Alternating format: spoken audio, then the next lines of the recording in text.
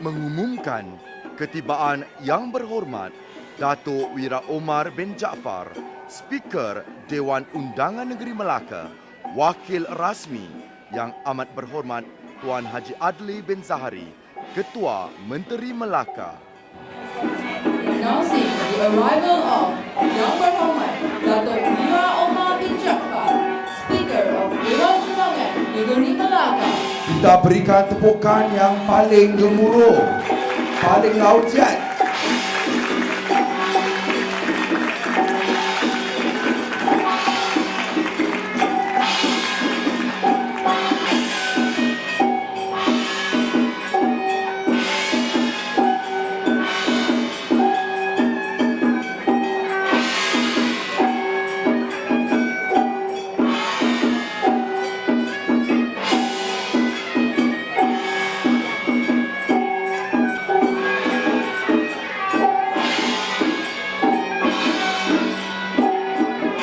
Selamat siang, bapak-bapak, nyonya-nyonya, tuan-tuan dan puan-puan, silakan duduk. Selamat siang.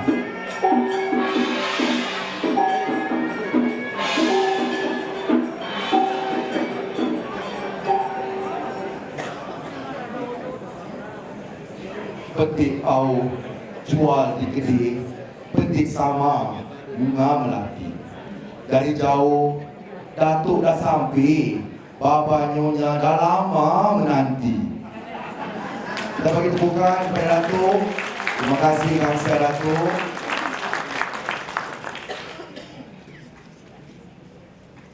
Yang berhormat Datuk Wira Omar bin Jaafar, Speaker Dewan Undangan Negeri Melaka, Wakil Rasmi Yang Amat Berhormat Tuan Haji Adli bin Zahari, Ketua Menteri Melaka. Yang berhormat Bapa Damien Yeo Shen Lee, Ahli Dewan Undangan Negeri Kawasan Duyung. Yang berusaha Bapa David Tan, Presiden Persatuan Peranakan Cina Melaka. Yang berbahagia Presiden Persatuan Peranakan dari Thailand, Singapura, Indonesia, Australia dan Malaysia. Kita beri tepuk tangan. Jauh-jauh datang. Seterusnya, baba, nyonya-nyonya, tuan-tuan dan puan-puan, seterusnya hadirin yang dikasihi.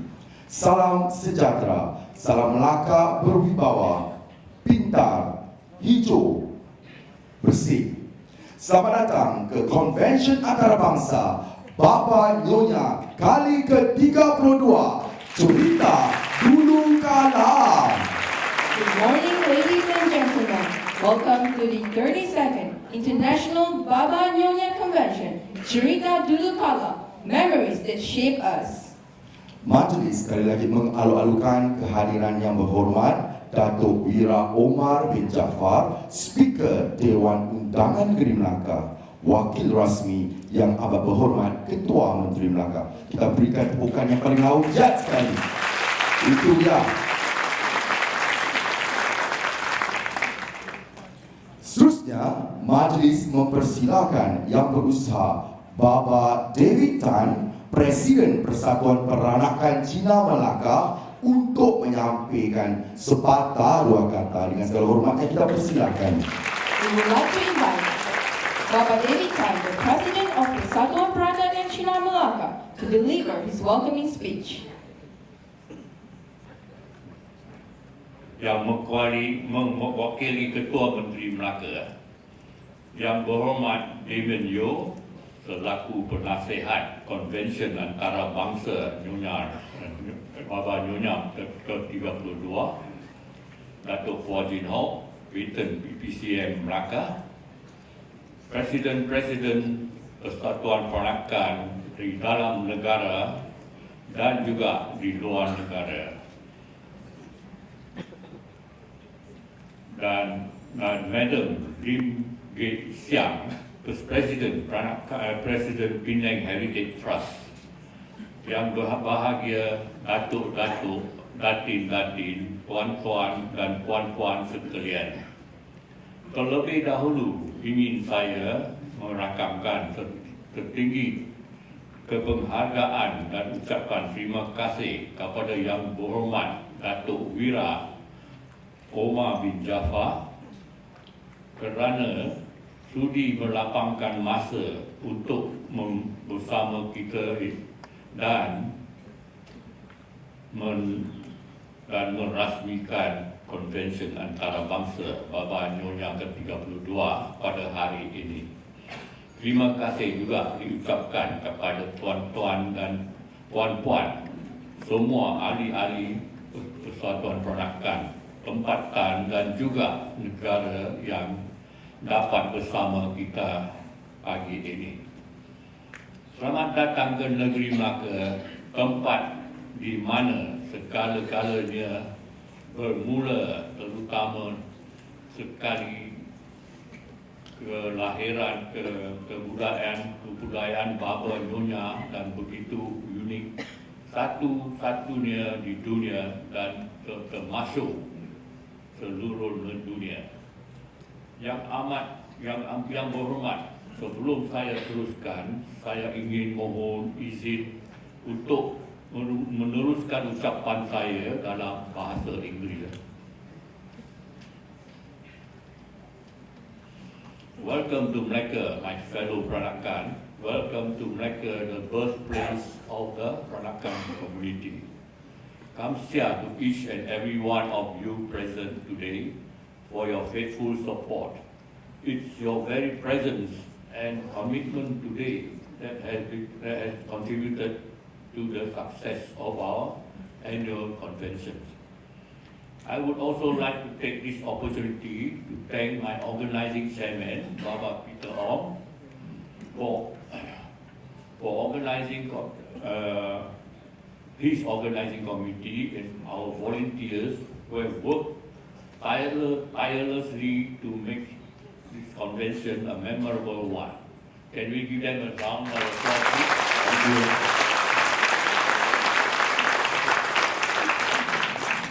I would also like to thank Ramada Plaza for working so closely with us to ensure the success of the event. A big thank you also to Datuk Chi Swihun of King's Hotel, of King's Green, the Chan family of the Baba Nyonya Heritage Museum, Mama Double Decker Malaysia, Berhad, Unicorn Cafe, and many other sponsors for their generous support. Cerita dulu kala, memories that shaped us. There is no doubt that memories, good or bad, shape us. Memory is a universal, endlessly relevant topic, one that has enormous impact on how our individual and cultural identities are shaped. For most of us, the past holds a special place in our hearts because it has shaped us to be the person we are today. Our childhood memories, there is no doubt about it, are intricately shaped by our family and culture.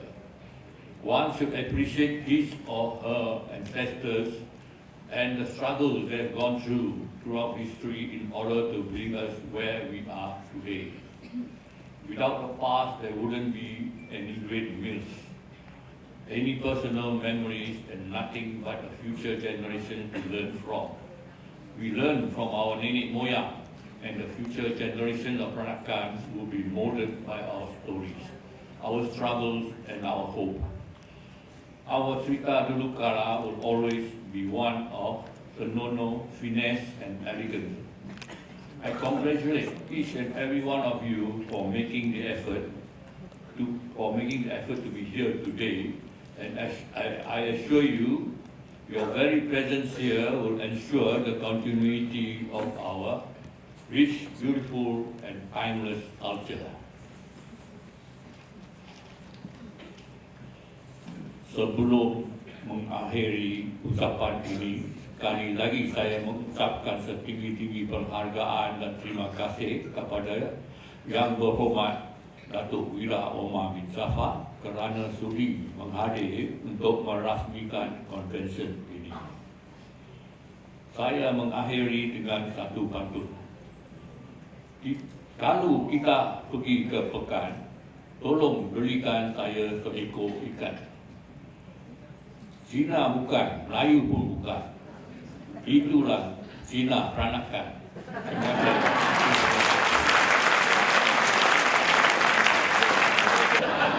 Kamsialah banyak-banyak. Bapak Dewitan, kita bagi tepukan lah. Kamsial banyak-banyak. Harum setaman bunga kasturi, kembang seroja menghias kolam. Datang Tuan bagai mentari, indah cahaya terangi alam. Berikutnya, majlis mempersilakan Yang Berhormat Datuk Wira Omar bin Zafar, Speaker Dewan Undangan Negeri Melaka, untuk menyampaikan ucapan seterusnya merasmikan konvensyen antarabangsa Baba Nyonya kali ke-32 2019. Next, we would like to invite Yang Berhormat Dr. Wira Omar bin Zafar, Speaker of Dewan Undangan Negeri Melaka, to deliver his speech.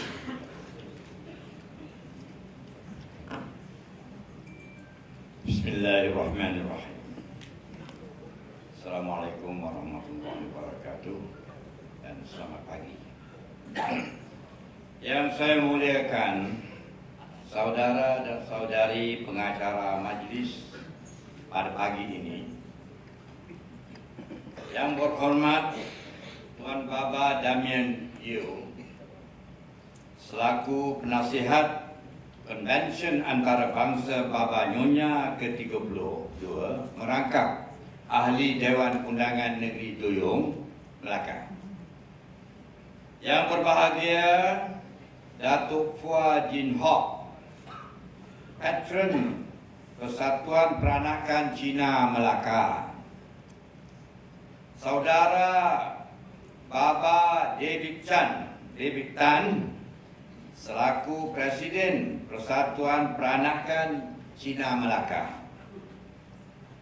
Dan kepada semua para perwakilan, all delegates that I understand come from as far as, let me see, as far as from Thailand, Phuket, from Indonesia, Perth, from Sydney, Melbourne, Singapura, Pulau Pinang, Kuala Lumpur, Terengganu, Kelantan, dan tidak ketinggalan Melaka.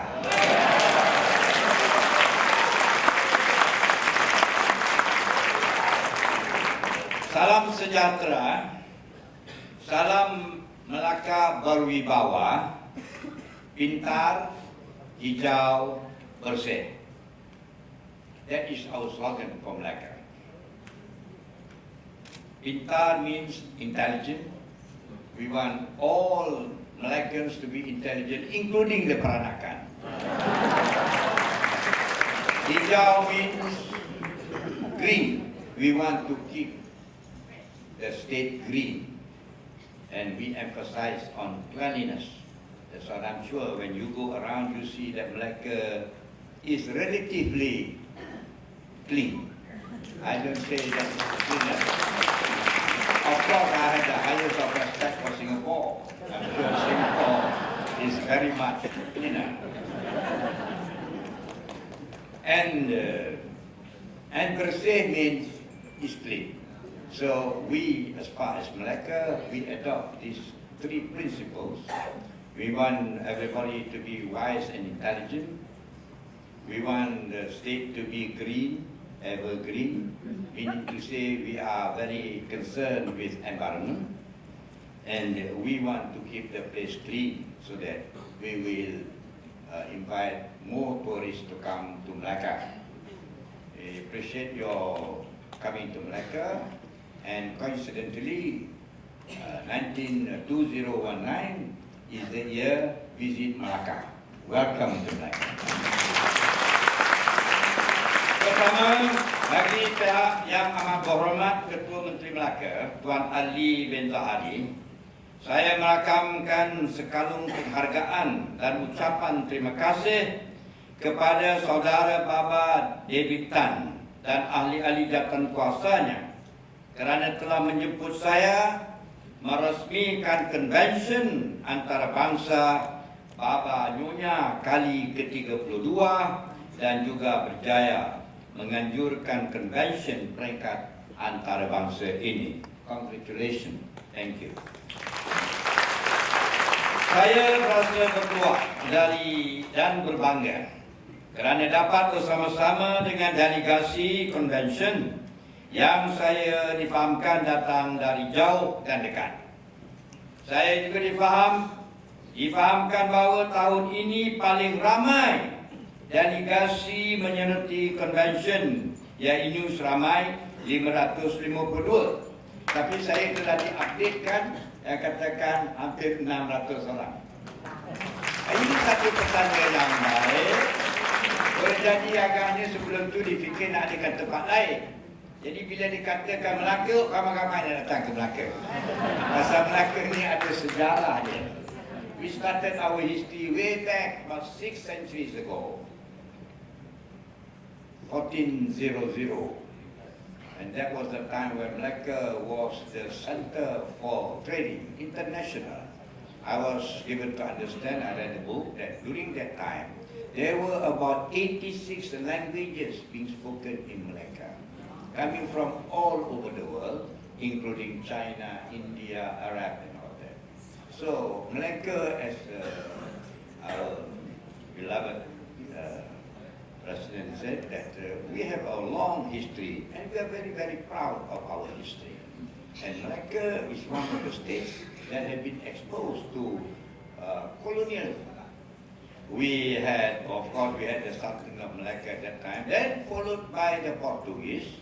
The Portuguese came 1511, and they were here for about 130 years. The Dutch came in 1641. Then the British came in the 80s, and then the Japanese came. Of course, Japanese were the most that we forget about them here. It was a very tragic and very catastrophic episode that we had in our life. Fortunately, they were here only about 3 or 4 years only. If they were here for 40 years, I think it would have been very much worse. And the British came again, and on the 31st of August 1957, we achieved our independence, and up to now. I'm sure a lot of you contributed to the achievement of independence, because I see lots of people here. You must have been born before 1957. See, I always say that. Every year we celebrate our independence. I maintain that we only can appreciate independence, the blessing of independence, after we have gone through the misery of colonialism. Just like people say, you enjoy the blessing of peace after you have undergone the misery of war. So we have been fortunate. I must thank you. I'm also part of that generation.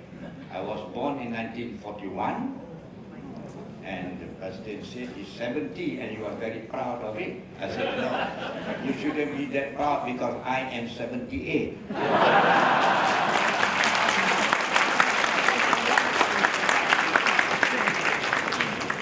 Bagi pihak kerajaan negeri, saya mengucapkan setinggi-tinggi tahniah dan syabas kepada Presiden Persatuan Peranakan Negeri Melaka dan juga ahli ikatan kuasanya kerana telah mencipta sejarah atas usaha dan kerja keras merealisasikan konvensyen yang berbentuk antarabangsa ini.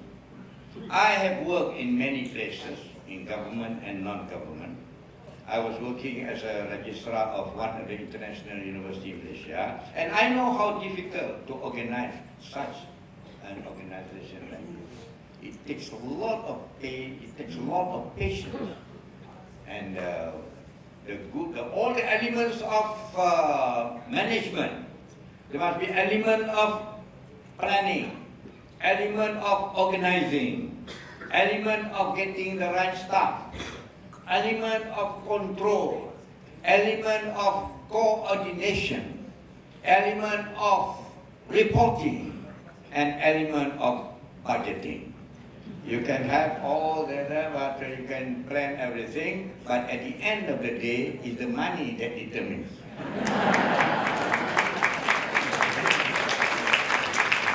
Kepada semua delegasi konvensyen ini, saya ucapkan selamat datang ke negeri Melaka pada Raya Warisan Dunia.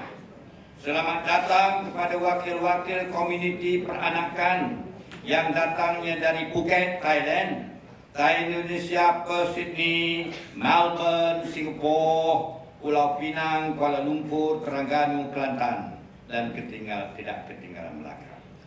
Hadirin hadirat yang saya muliakan sekalian, masyarakat Baba dan Nyonya di negara ini dipercayai telah wujud sejak lebih dari 600 tahun dahulu, yaitu ketika zaman kegemilangan Kesultanan Melayu Melaka menerusi aktiviti perdagangan dan sosio-budaya oleh Laksmana Cengho. Cengho is very well remembered by especially the older generation that knows history. Unfortunately, these days, the younger generation, they are a little bit less knowledgeable. Not that I say that they are totally illiterate, obviously, no. They are less knowledgeable about the history. So we must be the link. We have to provide the link. And we have to tell the younger generation what we experienced 60, 70 years ago. They are very fortunate. They get everything.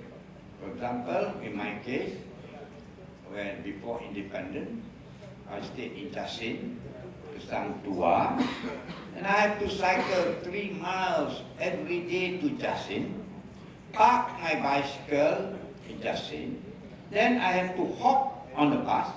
That time you know what is the bus? MOS. Melaka Omnibus Service. Yellow in color. No aircon. And sometimes no cushion. And every day we have to do that. And then go back. I will reach home at about 3:30. My father gave me only a meal of 20 cents. And we survived. And that's why I see now you are all very vibrant, you are all very, because you have undergone those difficult days. You know. This younger generation, they don't experience that. That's why they are all happy-go-lucky. This is something that we have to tell them. It's our duty to tell them how difficult life was when we were under the colonial days. You know the British. What they were interested is only to punggah all the harta back to Aman, and they make us poor. And we all say, why should we be poor when the country is rich? This is nonsensical. Thank God they have won.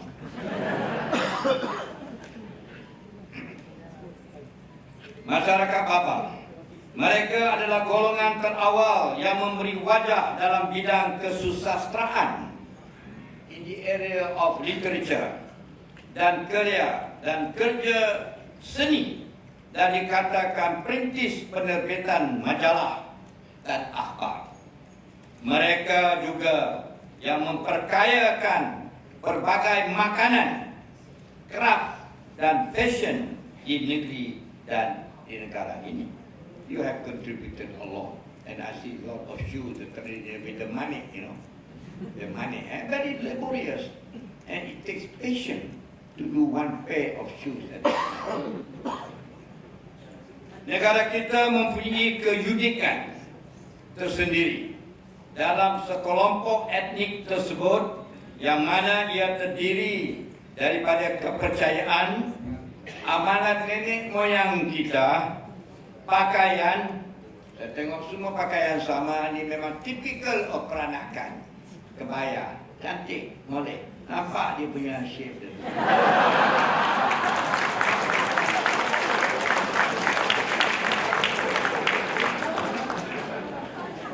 Ini juga turut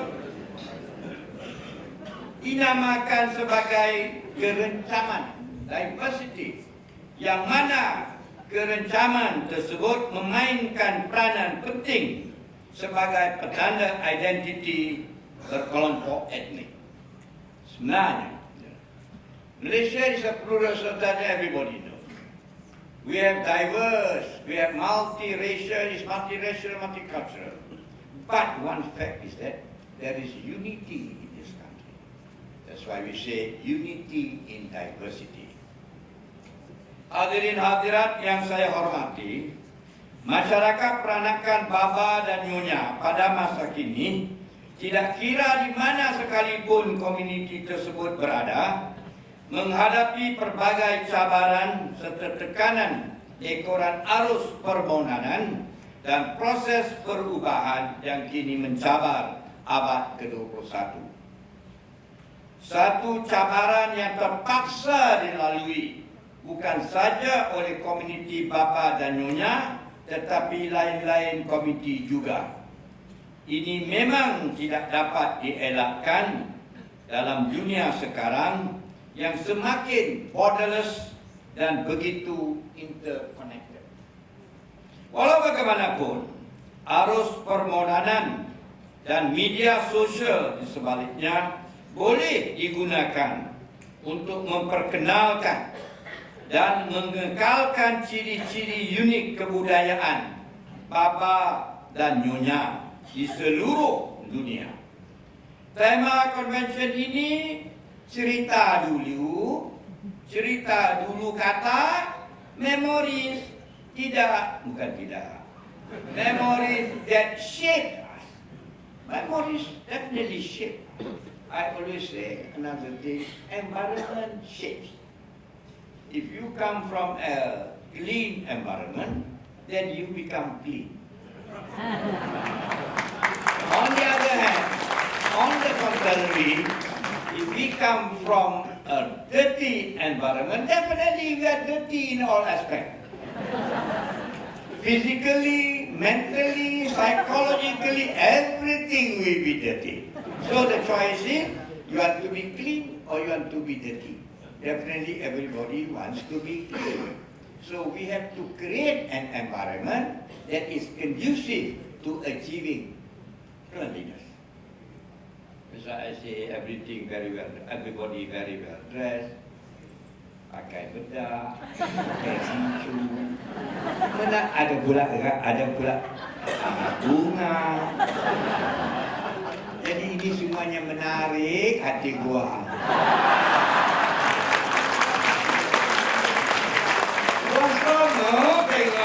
Tengok. Terperanjat gua. Kita dulu kata memories that shape us adalah amat sesuai sekali. Generasi muda perlu tahu identitinya, amalan-amalan kebudayaan nenek moyangnya melalui apa yang diceritakan dan diamalkan oleh nenek, datuk, emak dan bapa kita. Keunikan legasi kebudayaan Bapa dan Nyonya baru-baru ini telah diberi nafas baru dan telah menarik perhatian dan minat bukan saja generasi muda tetapi komuniti-komuniti lain. Zaman serba moden ini juga memperlihatkan bagaimana teknologi yang biasanya dianggap sebagai punca masyarakat meninggalkan tradisi. Boleh digunakan juga untuk membantu memelihara budaya itu melalui berbagai macam proses dokumentasi.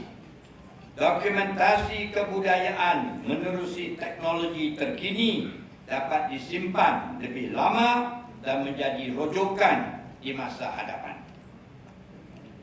Hadirin hadirat yang saya mulia dan hormati sekalian, ladies and gentlemen, I hope that this convention will help strengthen the ties, have built bridges for the younger generation of Peranakan, especially so that this beautiful legacy of your rich and vibrant heritage will be sustained throughout the ages.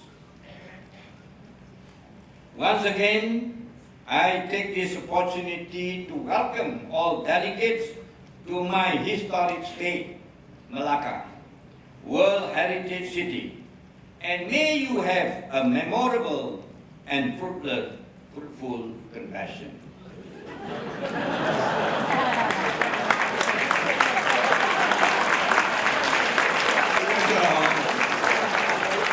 This is a problem, not the problem of aging. But, I was told when I was in school, in high school, Melaka, they say, to err is human.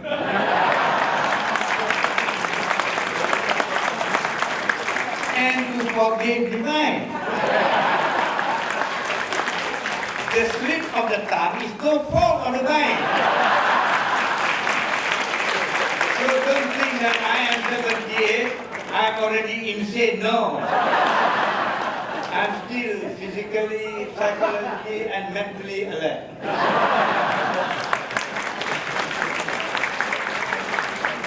I have one wife and I don't intend to have another one.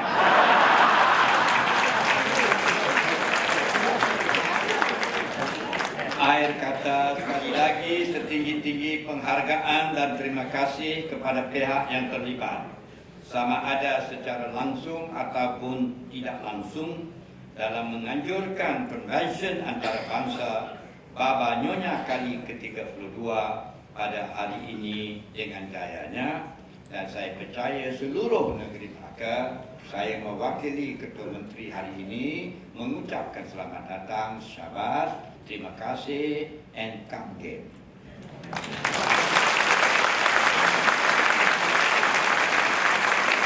Saya dengan lafaz Bismillahirrahmanirrahim dengan segala sukacita meresmikan konvensyen antarabangsa Baba Nyonya yang ke-32.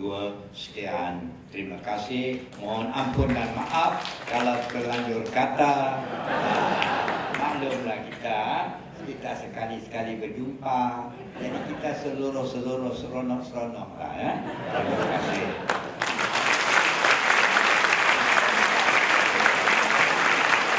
Bangsa diucapkan.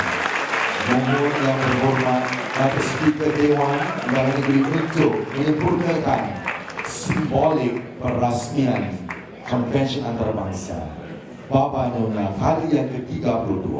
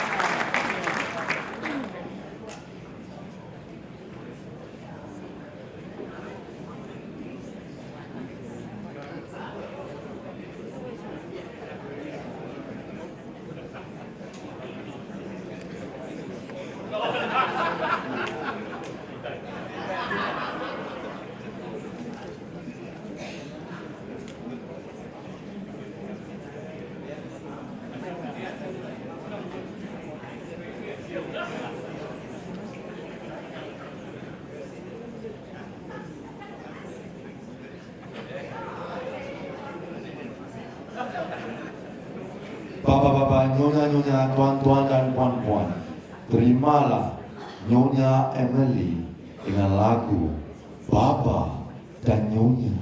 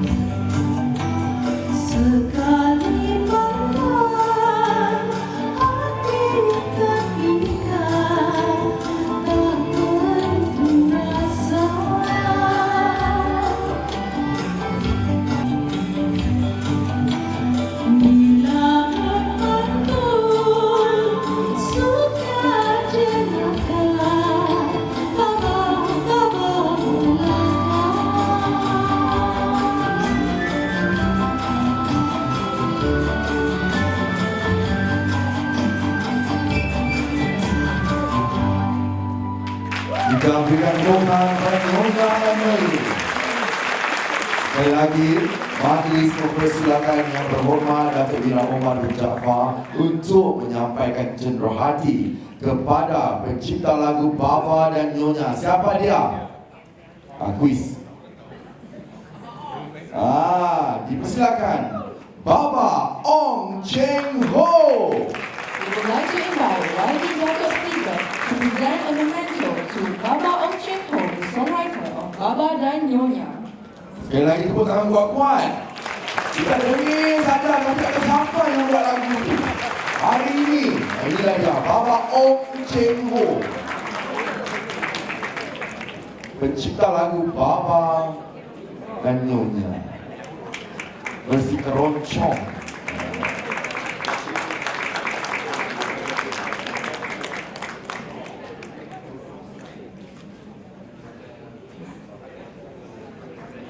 Siapa baik tu belakang baik. Baik. Itu dia. Tepuk tangan kuat-kuat lagi sekali. Baba Ong Cheng Ho.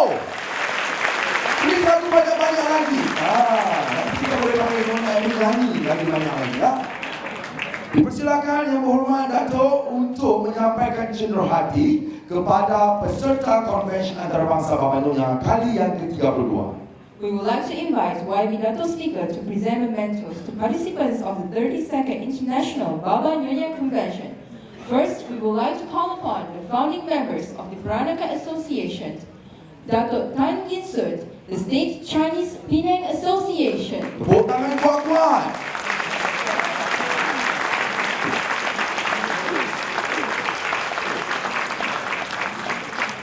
Orang Penang, tepuk tangan kuat-kuat orang Penang. Macam itulah. Hey. Nyonya Colin Chi, the Peranakan Association of Singapore, Orang Singapura, Baba Nyonya Singapura.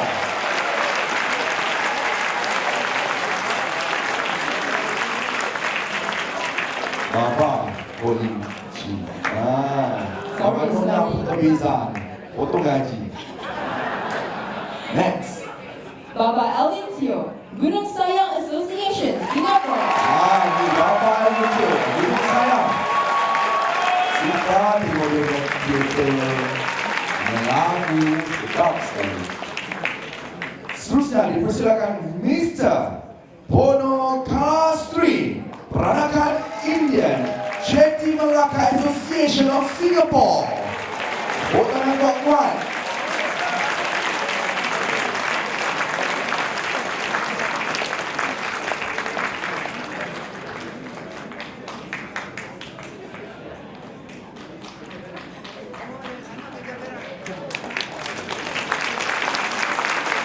Peranakan Indonesia Melaka Association.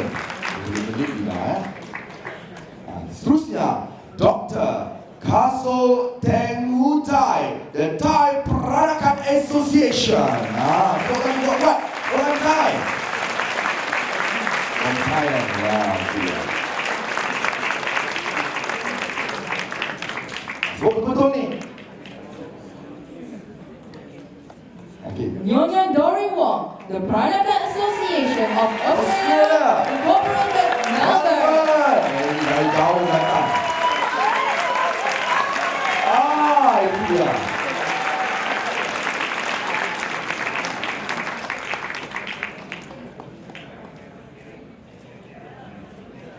Nyonya Evelyn Tan, the Peranakan Association of Australia, New South Wales, Incorporated, Sydney. Australia juga. Tepuk tangan. Itu dia.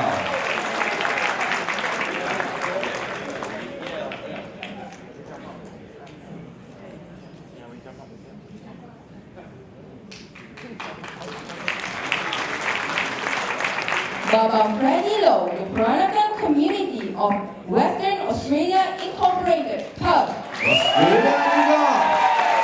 Bagus sekali. Seperti orang Australia. Itu Melaka.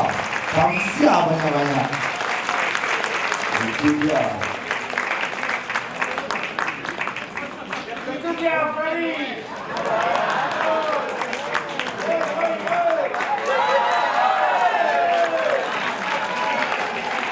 Sekali pandang macam adik-beradik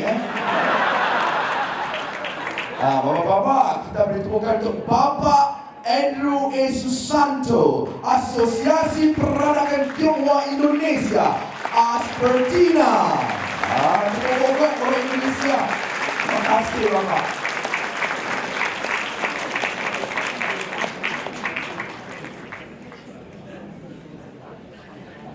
Selanjutnya, kita persilakan Bapak Udaya Halim, Peranakan Tionghoa Warga Indonesia, Pertiwi. Terima kasih Bapak.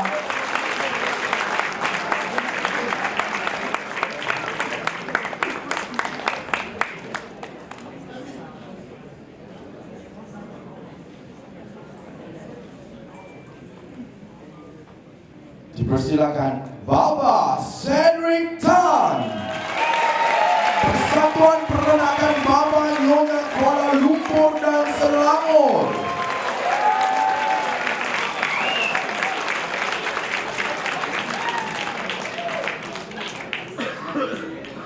Siap.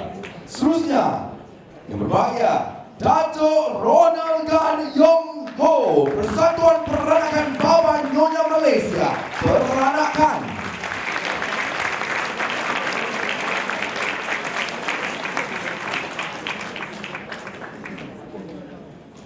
Seterusnya dipersilakan Dr. Wee Tiong Hua, Peranakan Cina Terengganu.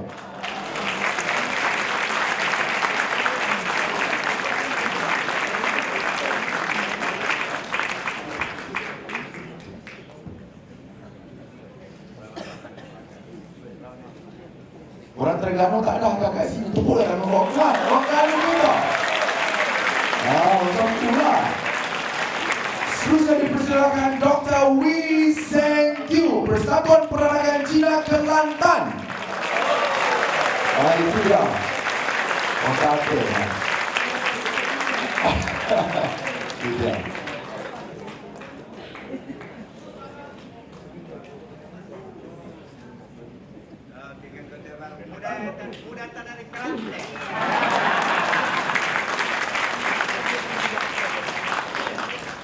Seterusnya dipersilakan Yang Berhormat Tuan Damien Yo Adun Duyung selaku penasihat Persatuan Peranakan Cina Melaka.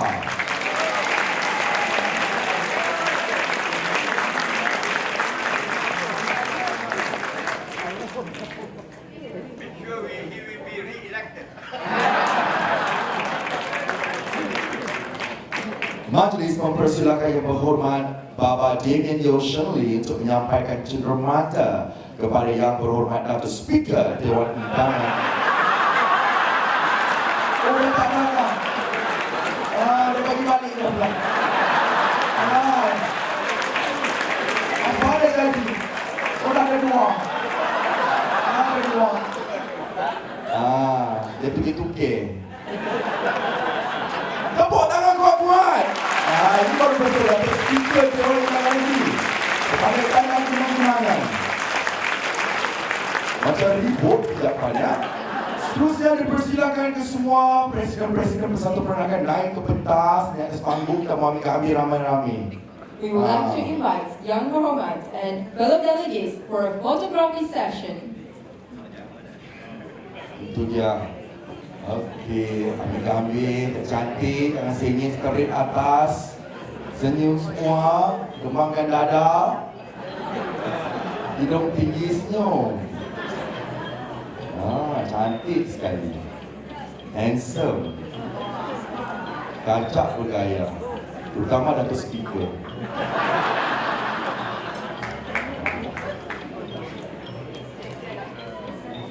Baik, air dah terjatuh. Alai, baik. Purih kain tu.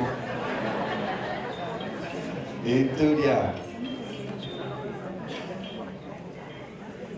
Anak Cina menjual lada, timbang mari berkati-kati. Kalau ada salah sepatah, jangan taruh di dalam hati ya. Kosong-kosong, kamsia banyak-banyak. Tepuk tangan lagi sekali, semua orang kuat kita ni. Orang-orang kuat kita ni, kamsia banyak-banyak. Tuan-tuan dan puan-puan, bapa-bapa Nyonya, dengan sesi fotografi kita tadi, maka berakhirlah majlis perasmian Convention Antarabangsa Baba Nyonya kali ke-32. Dan diumumkan Yang Berhormat Datuk Ira Speaker Dewan Undangan Negeri akan meninggalkan majlis. Yang berhormatnya dipersilakan. Okey, tepuk tangan.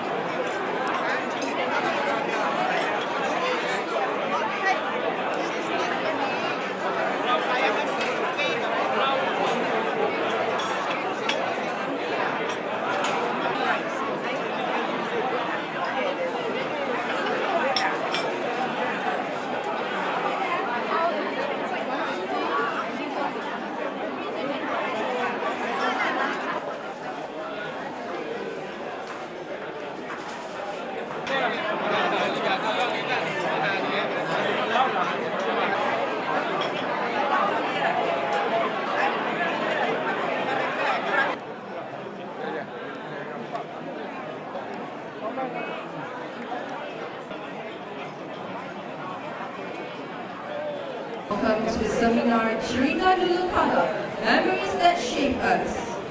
For your information, the speakers of the seminar today are Nyonya Rachel Ong, Nyonya Melissa Chan, and Baba Lee Yen Pian. Along with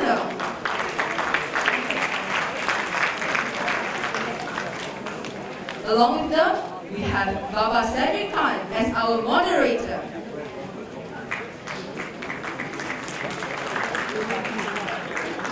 Before I invite them to start the seminar, I would like to talk a bit about our moderator today. Mau cakap a bit, tak jugalah. Mau satu muka surat, dia punya biografi Okay. Baba Cedric Tan is the 6th generation Melakan Baba active in the promotion of Baba Nyonya culture through Baba Nyonya Culture Promotions Troupe. He is the current president of the Kuala Lumpur and Selangor Peranakan Baba Nyonya and has held the position of youth leader and committee member in the Persatuan Peranakan Cina Melaka before he moved to Kuala Lumpur. He is a firm believer that being Peranakan involves the practicing of and understanding the nuances of culture.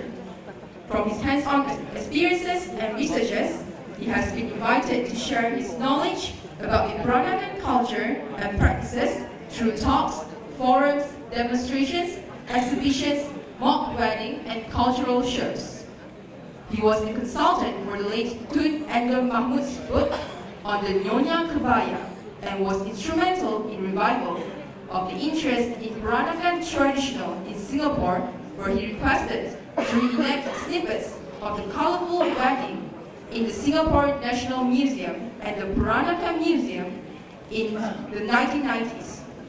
His views on the Peranakan culture was regularly featured in various vast media platforms while continuing to actively contribute culture-related articles for the Peranakan Association, Singapore's magazine, The Peranakan.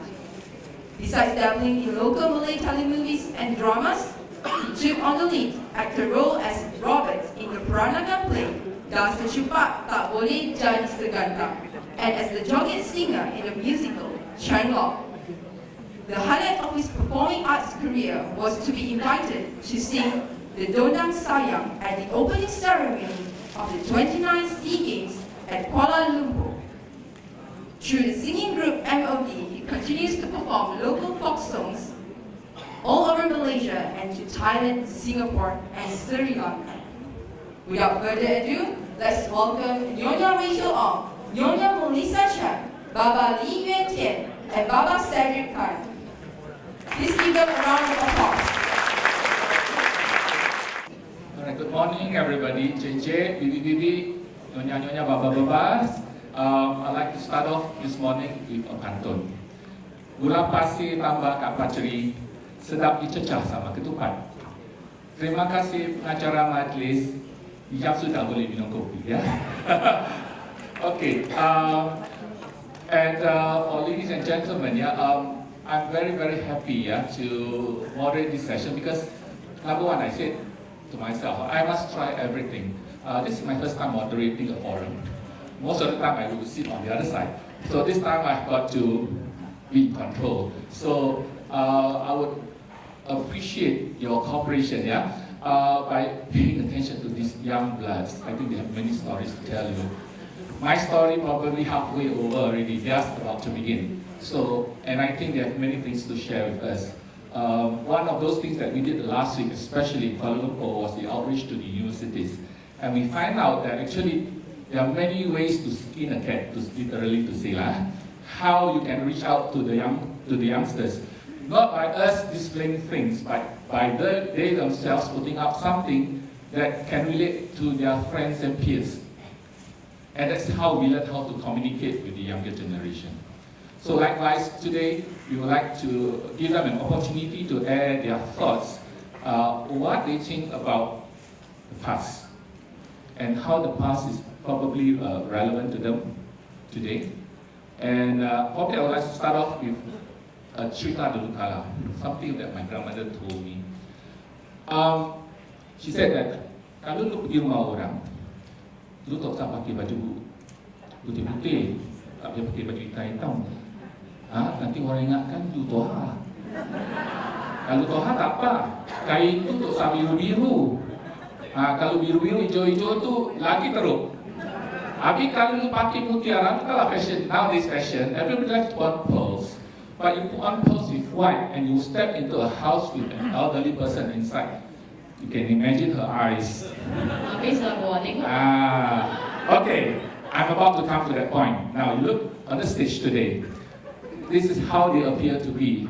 So, there's a little bit on the differences in generation opinion. My grandmother's, my time, and yours.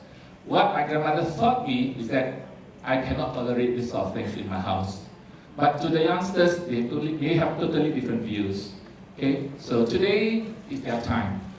How old stories will remain relevant to them, and how would they actually transmit this sort of relevancy to the future?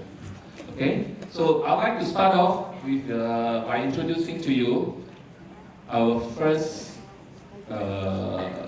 foreign speaker, the youngest amongst the lot, yeah.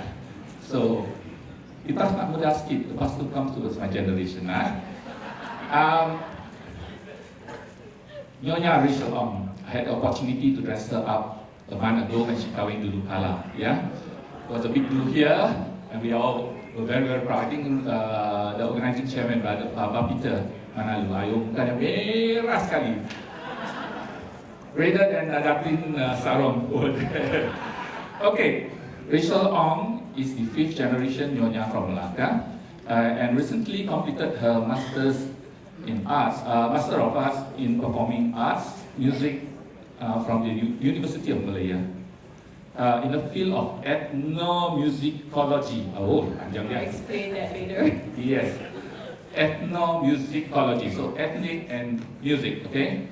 Her dissertation details the musical culture of a minority ethnic group, the Peranakan Chinese community in Melaka, in relation to the construction of their ethnic identity in plural society in Asia. Ooh, okay, how music remains relevant in our plural society.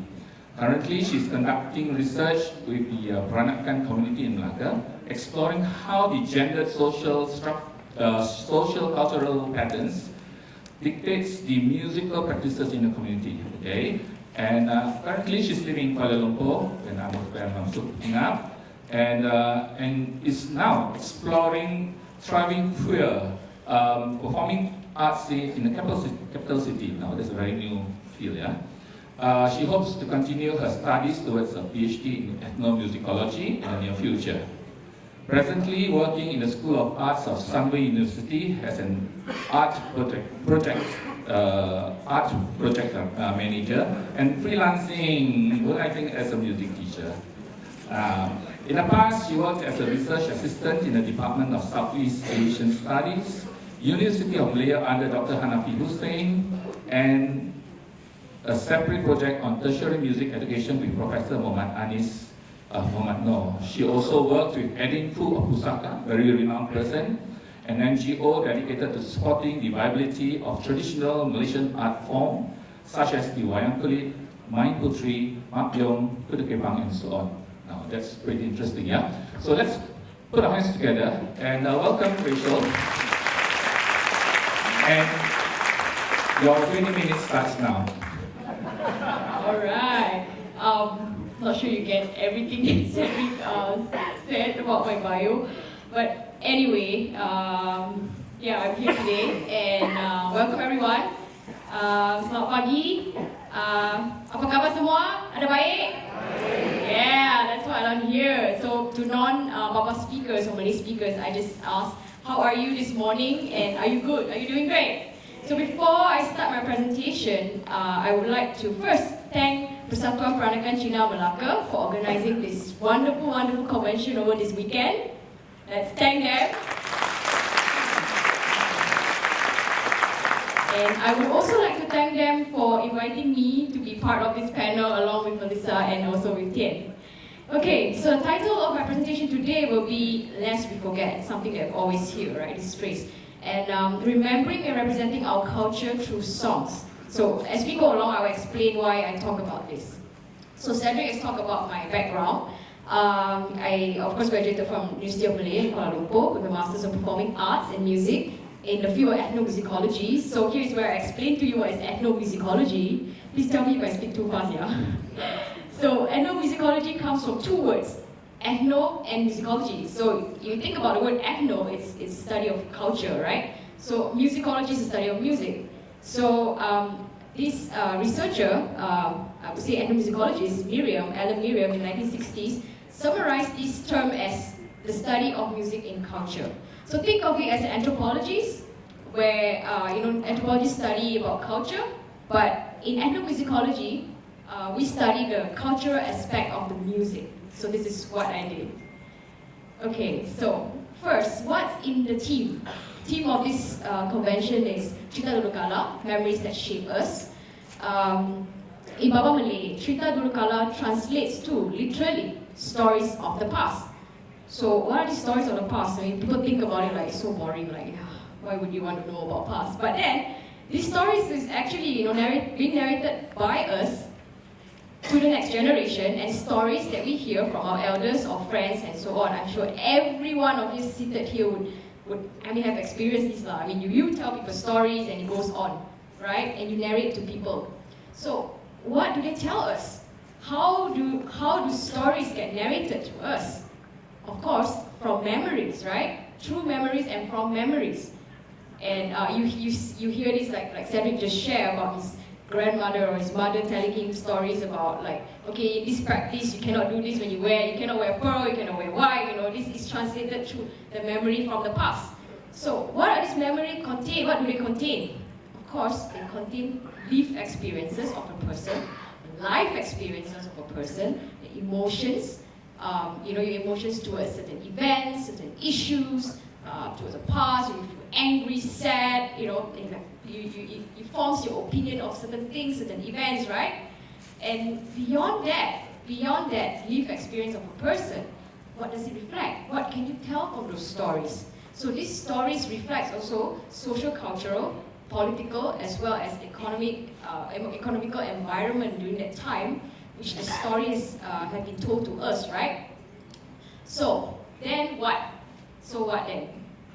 It helps us to understand why things are the way they are today, and how this is relevant to us for this young generation here, and also to you and your elders and so on and so forth, and also go on to the future. Then I will draw you to this point where I talk about the construction of identity. So most of the time, all these memories help us to understand who we are, and helps us to form, create, or draw signs and influences from the past to form our identity and how we express it today in the future.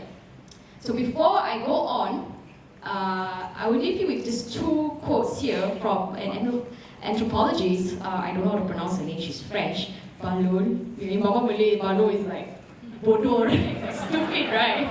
So I will not attempt to do that. But anyway, so here I wrote there, taken from a book on a research on the Jewish community culture in Algeria. So she talks about memory. So memory becomes the construction of a social and cultural identity, and the past becomes a strategy for legitimizing the present. So this is what we're going to see. Okay, so the question that I'm going to ask you today is, why do we sing the songs that we sing? Why do we dance to the music that we dance to? Is there such a thing as Peranakan choir in the past? Is there like dance group? Why do we do the things that we do today? Okay, so here I'm going to tell you a little bit about my work. So before I started my master's degree, I asked this question as well. What is it that Peranakan are doing? What's that music? Is there such a thing called Peranakan music? So of course then I keep looking and I keep speaking and asking people. I'm sure there are many of you here that I've spoken to, and Cedric as well. And of course I get a lot of feedback, negative, positive. Some people say, nothing lah, Peranakan music, there's nothing to look at, there's nothing worth researching about. And then there are people who say that, let's just do Dondang Sayang, I think Dondang Sayang is a great thing. Well, yes, Dondang Sayang is part of Peranakan culture at a certain period of time. We had many performers in the past, but in the present, it's not really being performed by the Peranakan community itself, right? What do we do actually? Okay, so yeah, it comes to this point, and then I wasn't satisfied with the answer, and I kept looking and finding, and to a point, I came across an article by a lady called Margaret Sarkisian. She has become my mentor. I'm sure some of you know her personally here. She wrote a preliminary study on the musical culture of the Persatuan Peranakan Cina and Melaka. And that became my point of really starting and to dig further in there. Okay? Anyway, let's talk about the photo a little bit. That photo was taken at the 8th Baba Convention, and that's the Banyas singing. Alright, so when it comes to my work, I deal with these two terms, narrative memory and collective memory. So you may wonder what's narrative memory, right? Of course, it comes from the word narrative. You narrate things to people. So I spend a lot of time with people in PPCM. I would like to name them, the late Uncle Robert Seed, who has been brilliant with remembering names and putting names to faces and events and dates. He could remember so many things, and he helped me a lot in understanding how things go on, why is there a choir group, why do people do this and that. Okay, and then, of course, not just that. And that showed me a lot about the musical culture that transcends from the past. As well as Uncle Victor Yo, I'm not sure if he's here today in the crowd. Uncle Victor Yo comes from a musical family, a really wonderful musical family. I will show you slides later. And of course, people here on stage. Cedric will help me a lot piecing together, ideas and memories about certain things.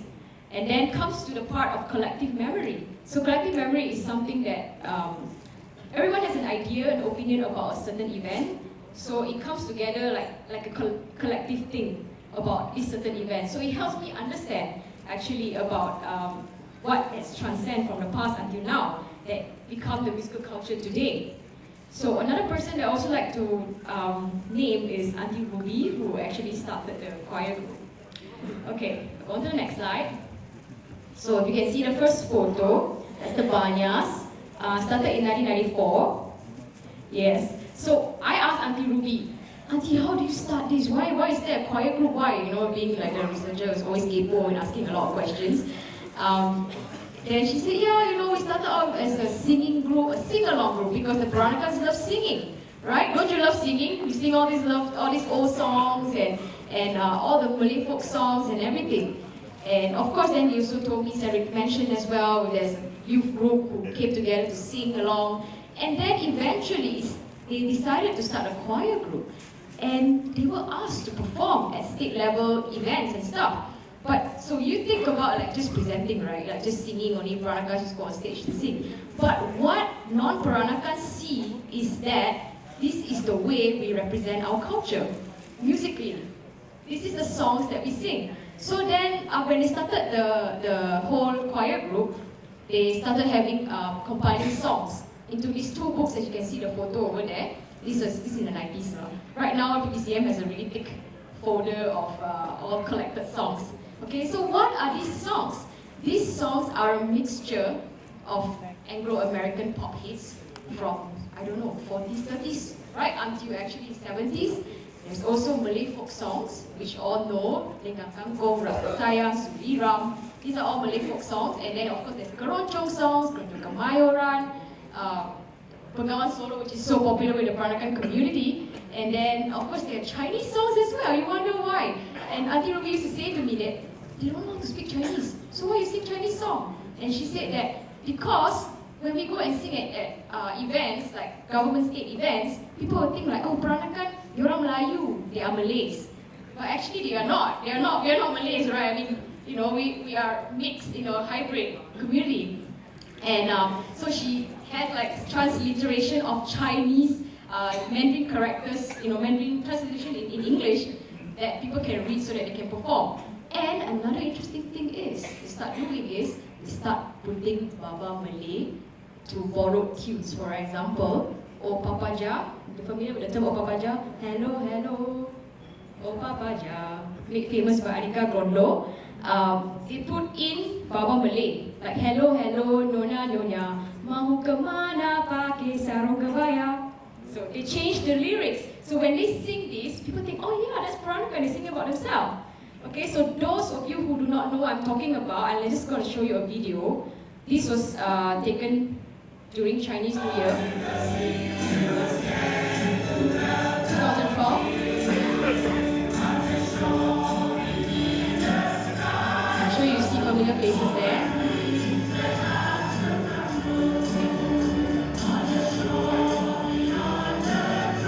Okay, that's Old Malaysia. Made popular also by Anika Grondo, a Dutch Indonesian singer.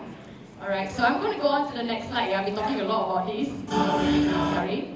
Okay, then in 1997, started a band. There was a band that started in PPCM. It was born. They are called the Melodians. I think you're all familiar with this. Maybe not, some not, but it's okay. So before that, let me backtrack a little bit.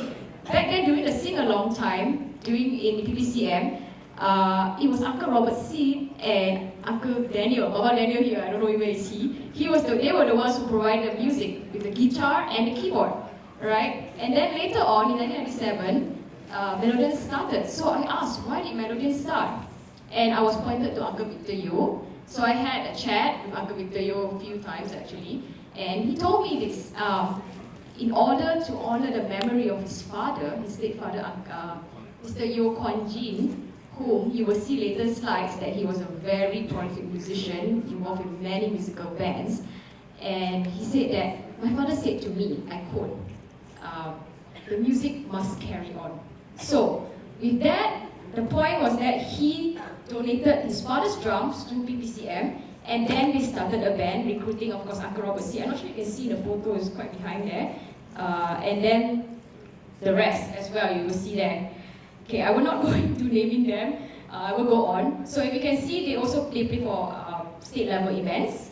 They play for weddings. They play for, of course, Peranakan events, and they do a lot of charity outreach. So this charity outreach comes from that whole sentiment from the past. If you look in the past, I did not prepare the slides. Maybe later I can show you that it's very much part of Peranakan culture to do charity outreach. You know, like to help this and that through playing music. Okay? So then, now I go to the next slide and I'll show you this. This looks very scary, right? Okay, this is actually a genealogy which I drew out from chatting with all the various people that I've mentioned before. So if you look at the first one, the top triangle, Lee Keng Liat, recognize that name? He was the first president of SCBA, Straits Chinese British Association. Okay? Now, I want you to follow me. I try to be slow, yeah? Now, so, if you go on the next generation to Mr. Lee Chi Lin George, which was Uncle Robert Seed's father, and married to Miss Tan Kim Neo. Okay? So, that line there, so these people are all in the PPCM, which back then was SCBA, Straits Chinese British Association. And then it comes down to Uncle Robert, that line. I don't know if you can see Robert Seed. So his name is Robert Seed here, but actually he's Robert Lee. He was given to his relative family as a name, and I will not go into that. So anyway, I think you know from the past, right? That's very common practice. So you see that whole line as siblings, the 1, 2, 3, 4, the fourth line there. All of his siblings over there, they were all involved in sing-along, banyas. I'm sure people here can tell, people who are PPCM long time. You can tell, right? But then, let's go up to one line and you see Auntie Ruby. So, Lee Chi Lin, siblings, Mary. Mary's daughter is Auntie Ruby. So Ruby was the one who started that whole choir room. Okay? Now, I'm going to go down to the last line there, the lowest one from Auntie Alice and Uncle Ang Gyok Keng, who's also been very helpful with trying to print things and put things down for me. And you see that, of course, their children is Papa Daniel and Auntie Elaine. And Uncle Daniel right now is very actively performing and doing music, right? And also his children are also becoming more active in performing. So then, this you see, these all are in the Peranakan PPCM musical culture and that whole genealogy, I would call it musical genealogy. And then, let's go on how it relates and connect to Uncle Victor Yo's family. So, the next page. It's true, the marriage of Mr. Lee Chi Sin. Lee Chi Sin, siblings with Lee Chi Lin, Uncle Robert's father. Father, correct. And then, look at Lee Chi Lin married to Yo Gyok Keng. Yo Gyok Keng, that line, that whole siblings over there, every one of them played music. I'm sorry, I don't have a photo to show you, but there was a photo taken in their house that all of them have the music instruments. Okay? So then, Yo Kwan Hock, and because all of them are girls, back then girls are not really allowed to perform outside, right? So the boys, namely Mr. Yo Kwan Hock and Yo Kwan Jin, perform a lot outside. So then, Uncle Yo Kwan Jin, of course, the father of Uncle Victor Yo. Okay, so Let's go on. So this is courtesy of property of Uncle Robert Seed. He kept this since 1955. And if you can see on the name list over there, I put a red dot beside the names. You see they were also actively involved in theatre plays. And they were also, I don't have time to put everything in, I also found newspaper articles as well about how they are involved in the musical culture back then. Okay? Then, now, these are the photos. I was told that the date 1935 was wrong under the Nightingale. Yeah. It's 1940s, I think, Uncle Victor said. Alright, so you see the arrow pointed there, that's Kuan Jin, and I can't tell which is Kuan Hock here. Yeah, they were both involved in this band. This was very popular in the 1930s, and 1928 they started playing for Shantung Relief, if you're familiar with that. Then the next photo, actually I need help with this photo. This was in PPCM, but can't really tell what event is this. If anybody knows this, I really hope that you can come and tell me. But judging from the outfit, you can actually tell that this was taken somewhere in the 50s and 60s.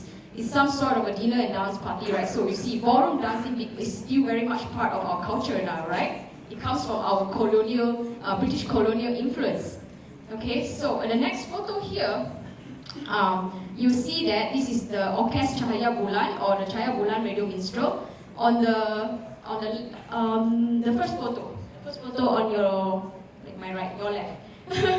Yeah, you see the one with the double bass, the big thing that looks like a big violin, the double bass, that's Kuan Hock. And the one with the violin in the middle behind the piano, that's Kuan Jin. And then the next photo, you see they have all the Hawaiian layers. So Hawaiian music is also very much part of that culture, of our culture.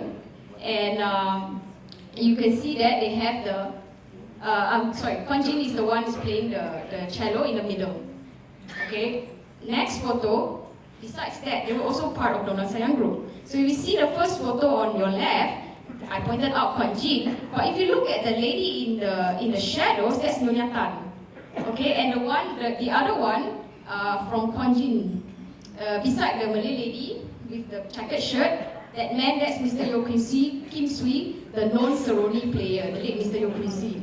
Okay, and then the next one would be Kuan Hock, also involved in the Keroncong Malindo band. Okay, just to let you hear a little bit how it sounds like. I'm sure a lot of you know this.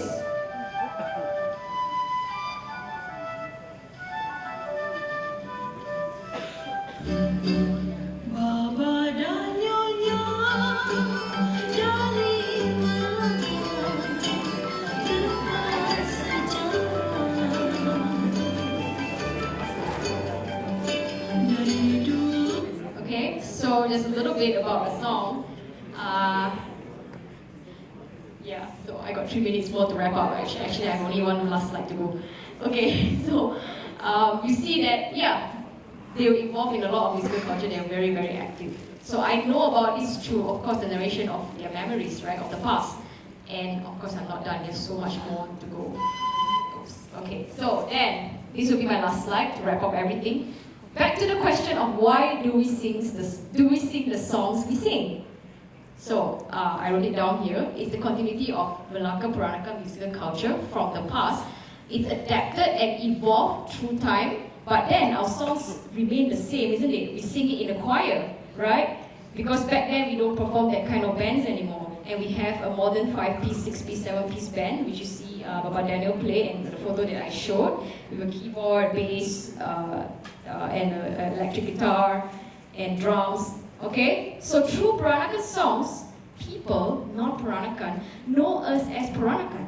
It is one of the signifier. It's more like sound signifier. And it's just like the sarung kebaya is a prominent cultural marker of Peranakan. I mean, come on, if you see in Melaka or anywhere else, do you go to any party and you see they joget like crazy? Or joget to a different array of songs like Anglo-American pop hits, or Keroncong, to Dondang Sayang, and do all the ronggeng?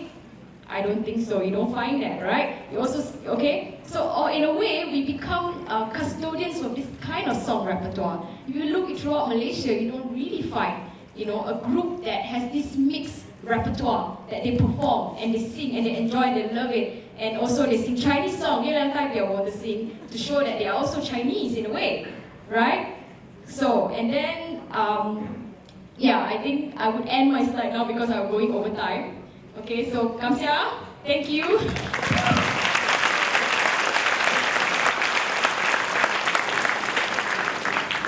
Thank you very much, Nyonya Rachel Ong. Thank you for keeping to the time allocated. And of course, she really went all the way to Dulkala, talking about family connection, you know, those stories dulu-dulu. We spoke about Uncle Kwan Jin, Uncle Kwan Hock, Uncle Robert Sid. And yes, these are those people I was very, very fortunate to meet and to listen to them play. Now, at least now you know my age already lah. Well, I mean, it was really a nice experience, especially when you get to sit down and to listen to them playing live. Okay, and those days they don't play any, they don't use electronic gadgets. Everything is as it is. There is double bass, you know, and every stuff and all those things. So it was interesting. Okay, cukup. I better continue on to the next speaker. Our next speaker. Very short introduction, yeah? But I guess she has more stories to tell because she comes from a totally different approach and how she picked up the Peranakan culture. And of course, therefore, I would assume also a different way of expressing it. So, Nyonya Melissa Chan grew up in Kuala Lumpur, a mom from Penang, but daddy from Melaka, from a renowned the family that owns the Baba Nyonya Heritage Museum Melaka. So on good days, Melissa feels like 80% Peranakan. And also depending if she can tie her sarong properly that morning, okay? Well, thankfully, she's 100% the child of the land that she's born to, that is Malaysia. And she hopes to inspire young Peranakans to embrace their heritage, no matter how pure they feel they are. Right? So, ladies and gentlemen, I'm very excited to listen to this approach of Peranakan. Thank you, Cedric. I just want to thank, especially Uncle Peter, I think, for giving the opportunity to share. I think that the younger generation is up here, and that two Nonyas also are able to cakap outside of I mean, I think the myth is that the woman in the kitchen and the Nyonya, you know, making her kueh, and that we're out here, it really means that our culture really is shifting, and there are changes already. So, yeah, and that I'm also very honored to be able to speak out here because, like, I shared that most days actually I don't feel very Peranakan or, yeah, authentically Peranakan. So I'm not sharing an academic piece. I don't come from an academic background. So I'm just sharing a journey that I think, I believe God has blessed me with and that I'm on. Okay, so this is, also, I'm not young. This is 39 years ago, so I'm 39 years old. Yeah, but slightly, yes. Yeah, this is my family. And I also put this picture up just to show that, yeah, we all wear sarong, and that's my entry point into the culture. But in a previous life, I used to work in advertising, and I didn't grow up wearing sarong. I didn't grow up in Melaka. I didn't grow up like Tian and Rachel and Cedric, where they grew up with the language and the cultures and the traditions. So I grew up in a very, very different environment. But 7 years, I think it was 7 years ago, or 5 years ago, I started, so I moved out from advertising and I started working at the Baba Nyonya Museum, which Cedric mentioned. It was a house which my great-grandfather lived in, and my father, who is somewhere around, he was the last generation to have lived in this house. So somehow the house was kept as a repository and as a museum by my uncle that was pictured in the previous picture. And as I started working in the museum as well, I know that there were probably a lot of people that were like, what is she doing working in this place, and who does she have, I mean, what authority does she have to speak on behalf of the community?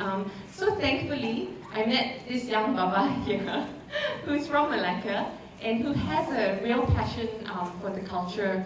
And so it was for me to learn from him as well. And some of the conversations that we had were, what are the challenges that the community faces? And I think one thing that really resonated for both of us was how can the younger generation take on this cultural identity? How can they relate to it? So I'll just show you here some Babas and Nyonyas. They're all from Melaka. They're all doing fantastic things in the different areas of area that they're in. One is Tian's brother there, who has pineapple tarts outside. Shirley from Crete, she's in arts. Kessel is a performer. He'll be performing later this afternoon. Pretty Nair is the girl that I worked with on the book, and Beatrice is a young Nyonya who's studying at the moment. I think her mom is here. And so they're doing fantastic things, but if they don't take on their cultural identity, and if they don't see themselves as Babas and Nyonyas, then we've kind of lost them in the expression of what they can share through what they are doing. And so that's something that I felt, how can we share stories of the past to this generation? Okay, I asked them a few questions. This was just done for this presentation. And I interviewed some of them. I think some of them are in the book, in the program booklet. But these ones, I interviewed some of them, and I'll just show you some of the videos. So I asked them, on a scale of 1 to 100%, how Peranakan do you feel? Because this is always something that comes up, which is, okay, my mom is maybe 50% Nyonya, so I am only 20%, or I'm diluted, and I think it's something that I've heard this in conversation a lot, and I feel sad because that makes me think then, how much of the culture would you want to take on, or do you feel that you can take on because you feel less than 100%? And actually then all of us are, in a way, probably a bit of a dilution. And what does it mean to really be true blue Peranakan today if you don't feel 100%? And the third question that I asked them is, what would you like to share from a younger person's perspective? So yeah, I didn't want to be the only one talking. I wanted some backup, so I'll just share with you what their thoughts were. Because all of them are probably about 20-something, so yeah. Strictly speaking, I'm only 50%. 60%. Because the other 40%, the reason why I divide myself to that 40% is because I'm unable to speak the Baba language fluently. You feel? I feel less than 20%. Yeah, so I think then the question is, how would you, if you feel 20%, do you take that 20% and really make it, can you take that 20% and what of that 20% do you hold on to be a true blue Peranakan today? So this is the answer. To be a true blue Peranakan is to be able to speak in Baba, okay? But for my case, it would be like maybe a simple answer. But I think part of being Peranakan is being able to adapt to different situations and mix with different people well. To embrace the culture with your heart, not just because your parents ask you to, but to have the heart to even want to learn about the family tree, your roots, and how interesting it is to find out part of yourself and how you are, the way you are when it comes to growing your culture. I think that's really important. I think it's to be the products, the combination, of these wonderful cultures that came together to birth a totally unique people group, is to be accepting of all the different uniqueness of every side. We have to also acknowledge that all our food, the culture, the music, the art, poetry, these are all products of our great ancestors coming to love somebody that was from a different, maybe a vastly different race and culture. Yeah, so to be Peranakan is to be celebrating all of these and to accept all of these things that make us so unique. Okay, and then the last question that I asked them was, is there something that they would like to share from a younger person's perspective to the older generation? So, it's the last video. I think coming from a person that does theatre and performance, I'm very interested in doing plays about Baba culture and learning more about myself through the process of it.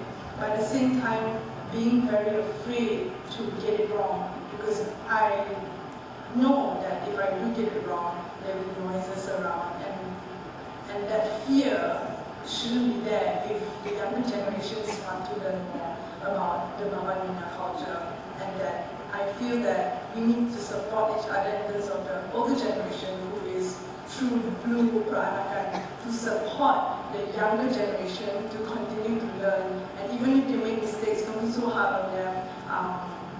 Don't go there, all that kind of thing, because it's not easy when there's people telling you things that you're not supposed to do this way, but at the same time you want to learn and they're not very supportive.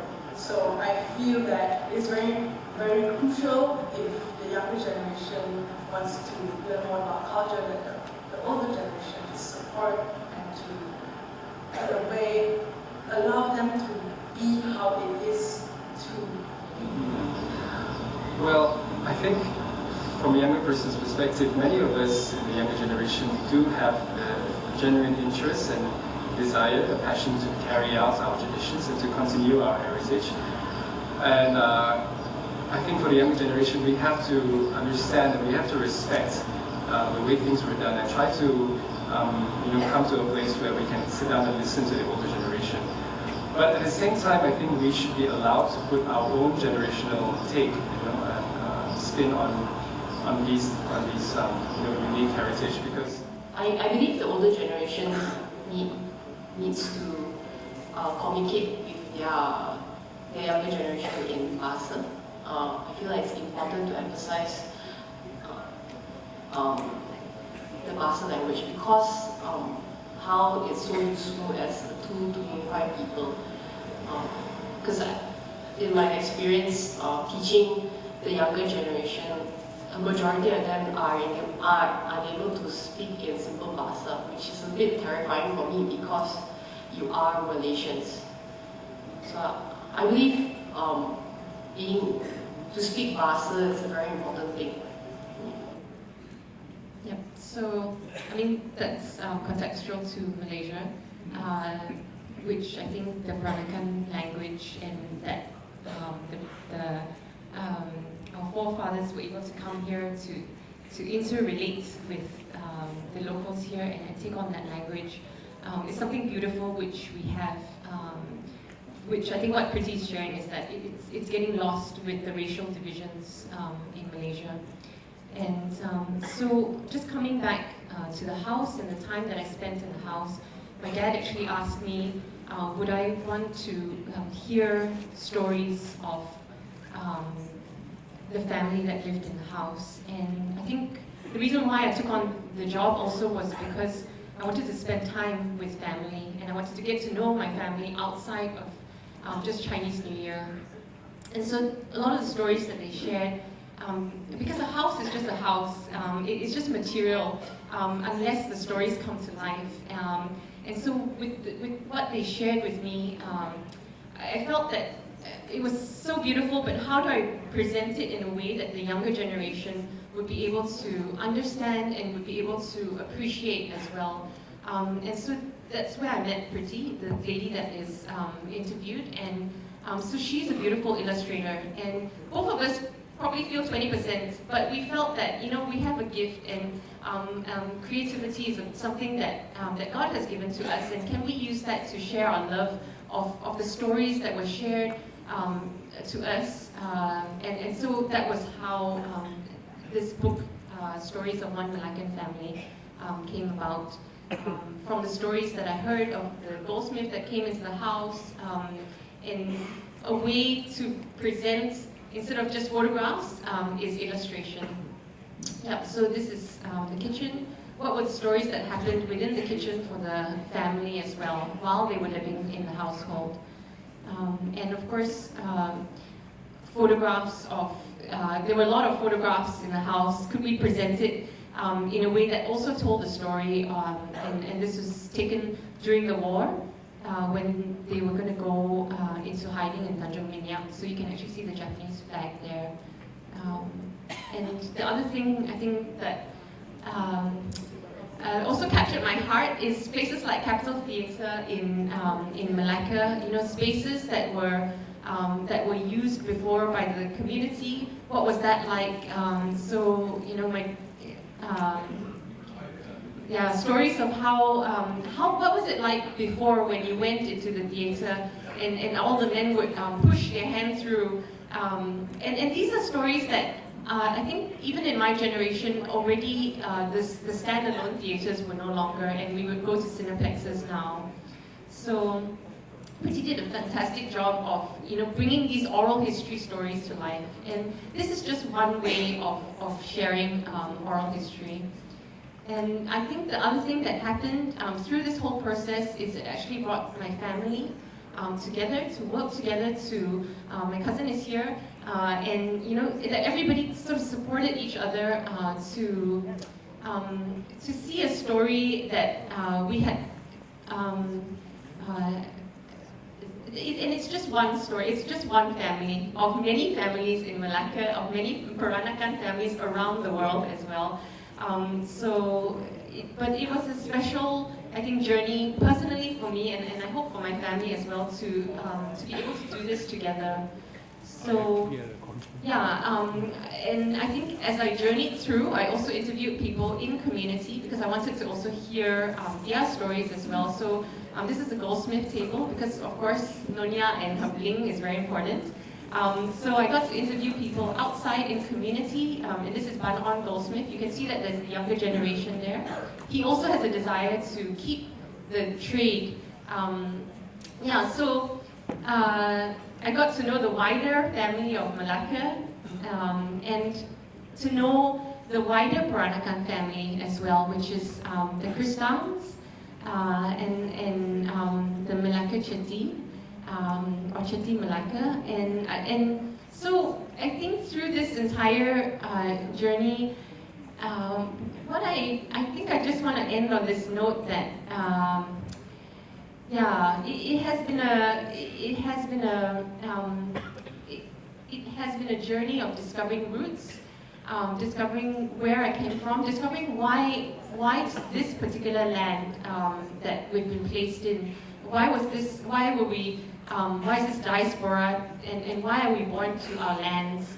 And so I really resonate with this thought, that to be true blue Peranakan is to be 100% a child of the land that we are put into. Because I believe that's why our forefathers came, maybe yes, to make money and better livelihood, but also I think it was really that assimilation, and that's what I fell in love with the culture. So I'll just share with you also. If you were to go beyond the color of my skin, beyond skin deep, I think the way I feel on the inside can't be really measured in any quantifiable amount. You know, to me, to be Peranakan is in itself to be a totally unique blend of different peoples and different races. So maybe if you were to ask this question to our great ancestors, they would have a huge difficult time answering this as well. Yeah. But you know what I feel all the time, what I do know is that I'm 100% Malaysian. Yeah. So I'll just end with this slide. Oh yeah, also you can see the full videos at the Danlai line after this. I'm just plugging that in. which is about the other Peranakans of Melaka too. Okay, yeah, and so this was a quote. Of course, it was my anchor through the whole process. And now these three remain: faith, hope, and love. But the greatest of these is love. And I think it was just the journey of love for family, love for community, learning to love the community that I've been born into as well, and love for nation. Yeah. So that's all. Thank you.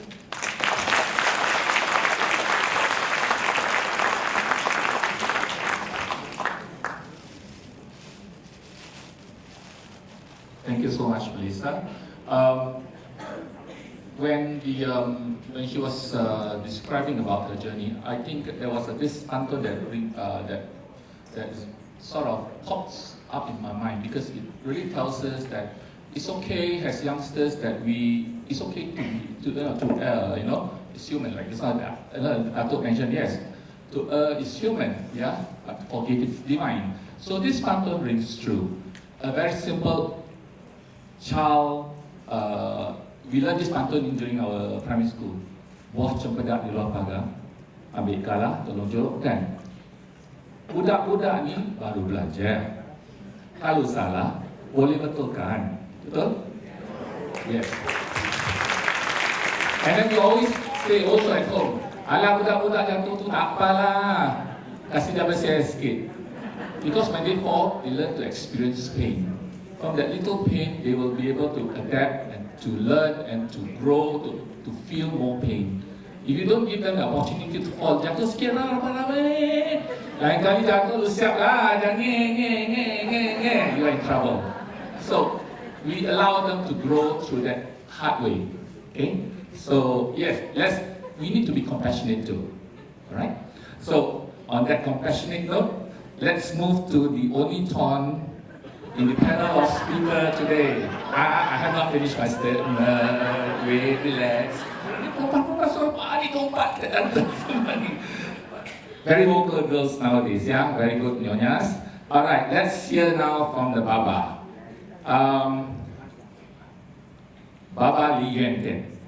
Semua kenal, yeah? But let's talk a little bit more about his personal life, yeah?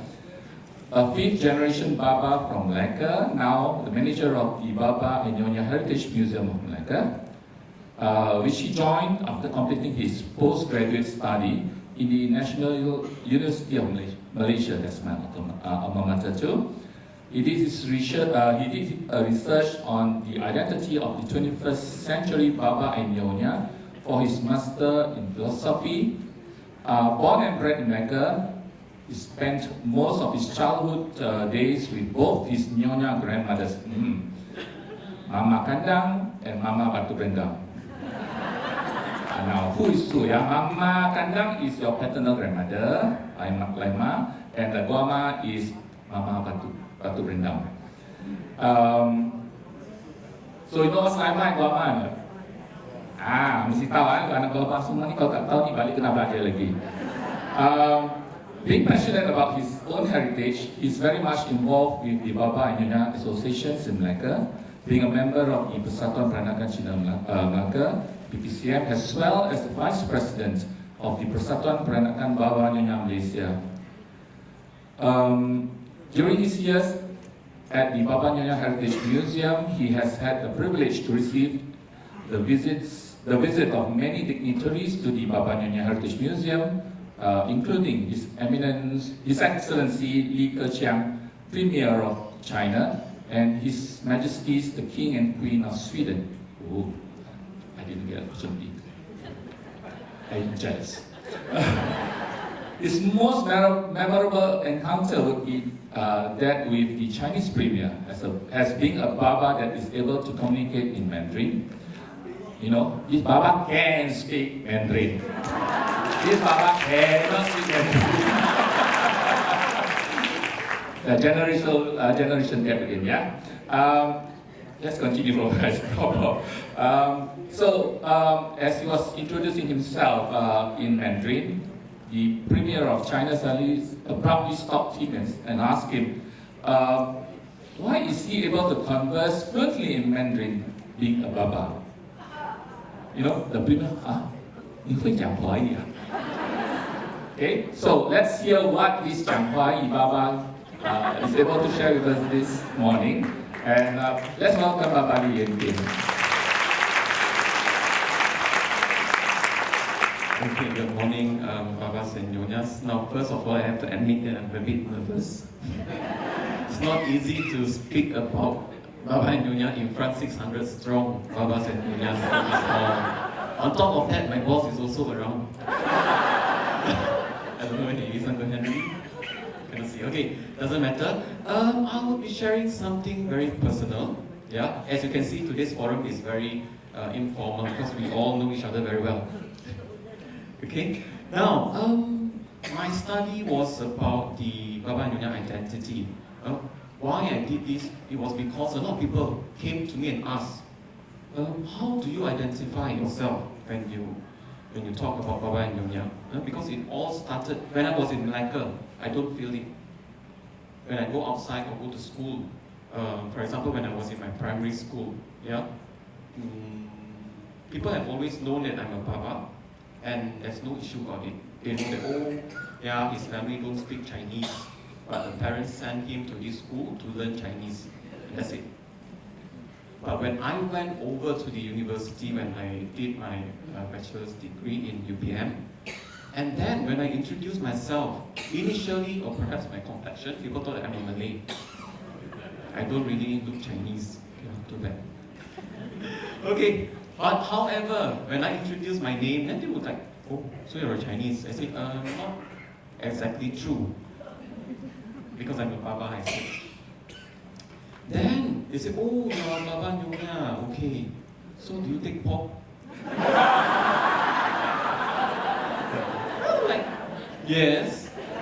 Why would not? You know why I would not take pork? Then I realized there's a lot of misunderstanding about us. Not so much in Melaka, people will understand, but outside of Melaka, not many people will know. They know about Babas and Nyonyas, then they will relate it with Hangipo, and better not go there. And then they will relate us with, oh, they are a product of Malay and Chinese, you know, getting married and then became Babas and Nyonyas. Partially true, but not entirely true. Yeah. So what would us be today is very important. Okay. Now, let's look at the first slide that I prepared. I talked about the identity in my research, and I narrowed it down to these three main points. Firstly, we are a group of acculturated minority group. Yes, acculturated with many cultures. First and foremost, don't forget our Chinese ancestry, and then the local influences. When I say local, why I say local and not Malay, we must be fair, because those Babas and Nyonyas from Phuket, they have very little Malay influence, but a lot of their local Thai influence. They don't speak Baba. They don't speak our Baba dialect. They speak Thai. Same goes for our Penang counterparts. They don't speak Baba Malay as well. I've heard before, last time, I think it's my dad. Orang Penang, the Babas in Penang, they are not pure, because they don't speak Baba Malay. You know, the Melakans have this kind of mindset, I'm sure. Don't laugh, They have got this mindset, but then again, when I start to understand, because now got WhatsApp, you know, got Facebook group, then we understand each other better. Although we are so very far apart, now got direct flight every day, hope to link us together. Now, then we understand more that there are differences between the Straits Settlement and different group of Babas and Nyonyas. Now that I've just checked with Cedric, we have got 14 associations with us today. Yeah? So you see how we grow. And it is good that we understand each other. And then, you know, why I term it as a localized form of Chinese. To be Baba and Nyonya is all about being Chinese. I use the word Baba and Nyonya. If I use Peranakan, it also includes the Chetis and also the Eurasians as well. So today I focus more on the Babas and Nyonyas because I am a Baba. Now look at that two photographs there. The one on top is of my family, my grandmother and then my parents and my brother. Now if you look at that photograph, would you ever thought that we are of Baba and Nyonya? Because we wore modern attire, right? Oh, that's right. Again, you know, oh, yeah, because my grandmother, her mother was from Indonesia. Yeah. So my grandma always say, oh, mak wah orang Indonesia, Indonesian peranakan. We don't really know them because of no WhatsApp last time. Unlike today, miles and miles away, you can get in touch, can even call each other, video call. Okay. Now the second photograph, the bigger one down there, that photograph. You look at it, all in kebaya, right? So are they Nyonyas? Those who are in kebayas are all our museum staff. And none of them are Nyonyas. So how? Can we use this icon of our culture, the kebaya and sarung, as a point of identification? Cannot. Of course, today we know that this convention here is for the Babas and Nyonyas, and only members of the Baba and Nyonya Association can attend. So we are quite confident, 99%, those who attend here are of Baba and Nyonya origins. And of course, we would want to show our best, to dress in our best outfit, to impress each other now, like a beauty pageant, and then wow, who has got the best intan or diamonds, you see? Okay? But without all this, how are we going to identify our own community? That is very important because I receive interviews almost every day at the museum by students. First question, bagaimana nak mengenal pasti masyarakat Baba and Nyonya? How to identify the Baba and Nyonya community? It's very hard for me to explain to them. Then I have to start a whole historical lesson, Yeah. So then it came back to me. I said to myself, I better do something for my own community. That is when I pick up the task to actually do a research on the 21st century Baba and Nyonya, because our community today is not like how we used to be. Okay. Now, a lot of times we were named macam-macam. One of it is OCBC, which I get quite often, orang Cina, bukan Cina. Some of my classmates would say that I'm a banana. Because you know why? I went to Chinese primary school, very sad. Every time when we have Chinese lesson, my teacher would pick, I don't know why, she loved to pick me to read out loud. Which I can bump my way because those days they got the romanized kind of pinyin down there. I don't read the characters seriously, honestly. I barely make it, made through my primary school days, but I made it. Now, so how do we want to identify ourselves? Then a lot of people say, oh, whether are we Chinese or not. Some Babas and Nyonya say that we are not Chinese, we are Baba. But if we look back, we trace back, we are actually Chinese. Look at that photograph there. That is of my grandparents from Kandang. They got married in the year 1930s. Now, if you look at that, then if I say that they are Chuchu, grandchildren, of course you say, oh, okay. You most likely are Chinese and also probably of Baba and Nyonya ancestry. Right, if I don't show you all this, how? Not many people would have that privilege to own photographs of their ancestors in costumes. Okay? And then, a lot of times also people told me, oh, our culture, our Baba culture is all about livelihood, about lifestyle. Or what about our biological aspect?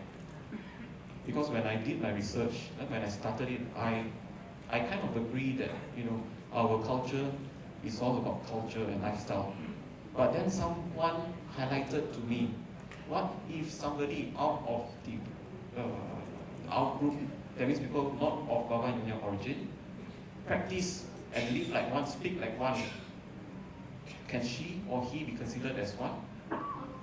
They can easily graph their way through if they are of Chinese origin. What if one African person, can that person claim themselves as Baba and Nyonya? Perhaps somebody who is very much interested in our Baba and Nyonya culture, but not live like one. Like a lot of people say that I'm a Thai. Because I go to Thai temple, I mix with a lot of Thai people, of course I don't speak Thai, but then I cannot be a Thai. I'm still a Baba, in my heart. Okay? Now, although they say that I look like Thai, doesn't matter. Now, to go to that, I have listed out 5 criteria to identify our own community. To begin with, a lot of babas and nyonyas told me that, oh, kita orang Peranakan very slow. We are very well mannered. I don't know, a lot. You'll be surprised that I talk to. Yeah, we are all very, very slow. We talk very politely, very courteous. Yeah. I have to put that in. A lot of people say that. Perhaps that is how we want to portray ourselves, but not back at home.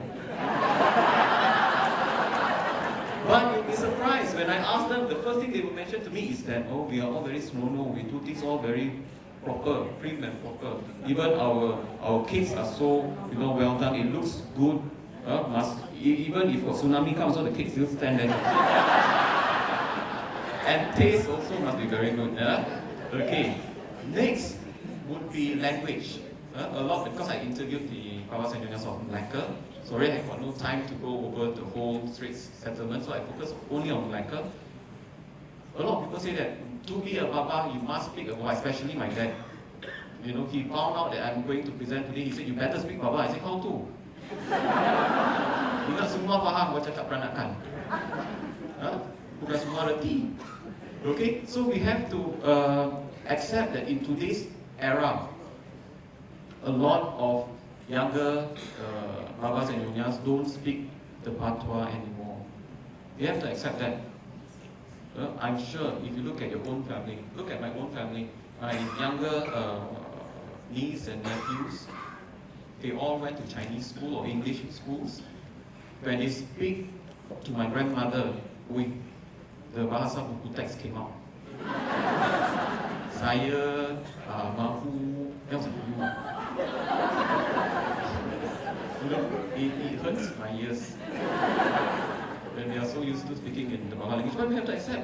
Can we deny the fact that they are not Baba? My president is here. He told me that his children also cannot speak Baba language at all. So is his children not considered? Can we say that, oh, just because they can't speak, so they are not babas and nyonyas?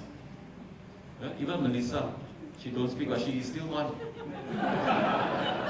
Okay? And next is the bodily pose that I stated. It's actually a physical appearance. A lot of people say that, oh, we all Peranakan. From the look, we know already. From the look. Then they all told me that you got the look. What look? Can you elaborate? I still have 2 eyes. Okay, besides the point that they said I'm a bit, my complexion is not very fair. But my brother is very fair. You see? So how? Of course, they said I look like Thai now. Okay, so how? Can we just, by all these things, to be a Baba, you must have the Baba look. But not all have got the Baba look. And the 4th criteria would be the material culture that we celebrate very much. You see our kebayas, especially our antiques, I saw a very huge culture outside. Wow! You see, all that we always associate it with our community or with our culture. It's an icon, no doubt. But can that be another point of identification? It cannot. It can be that that person has got a lot of money and very interested in the Baba Nyonya artifacts. Or, the entire museum, for instance, owns a museum. Can he or she claim to be a Baba just because have a Baba Nyonya museum? Not necessarily true, right? And lastly, genealogy. This, I believe, in today's era is most important. Because when I first approach people and say, I'm a Baba at the association, they will say, who's your grandfather? Or who's your parents? Lu anak siapa? Siapa? If anak siapa, so cakap, maybe don't know the parents, angkong. From which area? Then easily we will identify. Why? Because of our lineage, we cannot run. So, and I can safely say that to qualify somebody to be Babas and Nyonyas or to claim themselves as Baba and Nyonya, I think these 5 criteria must complement each other. It cannot be standalone kind of thing. That we must first and foremost have that genealogy aspect, and then supported by all the other things, then we can claim ourselves as Babas and Nyonyas. Why? If you have very strong, like for example, I take Melissa for instance, if she don't join the museum, probably she won't even claim herself as a Nyonya. But she is from a Chan family, right? She got very strong. But then if she, she don't discover her roots, then she don't live like one, then can she be Nyonya? She can be a Nyonya by birth, but she don't live like one. She don't even know that she's a Nyonya. Yeah. Okay. Now, next is a photograph that I would like to share. Do we, the Babas and Nyonyas of today, want to be, want to use this as a benchmark of what the Baba and Nyonya family should be? This photograph is taken in the year 1920 in Kandang.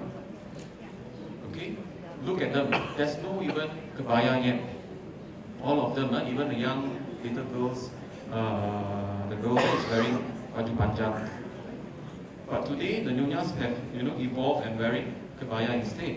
So can we take certain like museum display or museum kind of lifestyle as a benchmark of our culture? It's very tough, right? Those days, the people would be riding on carriages or bullock cart.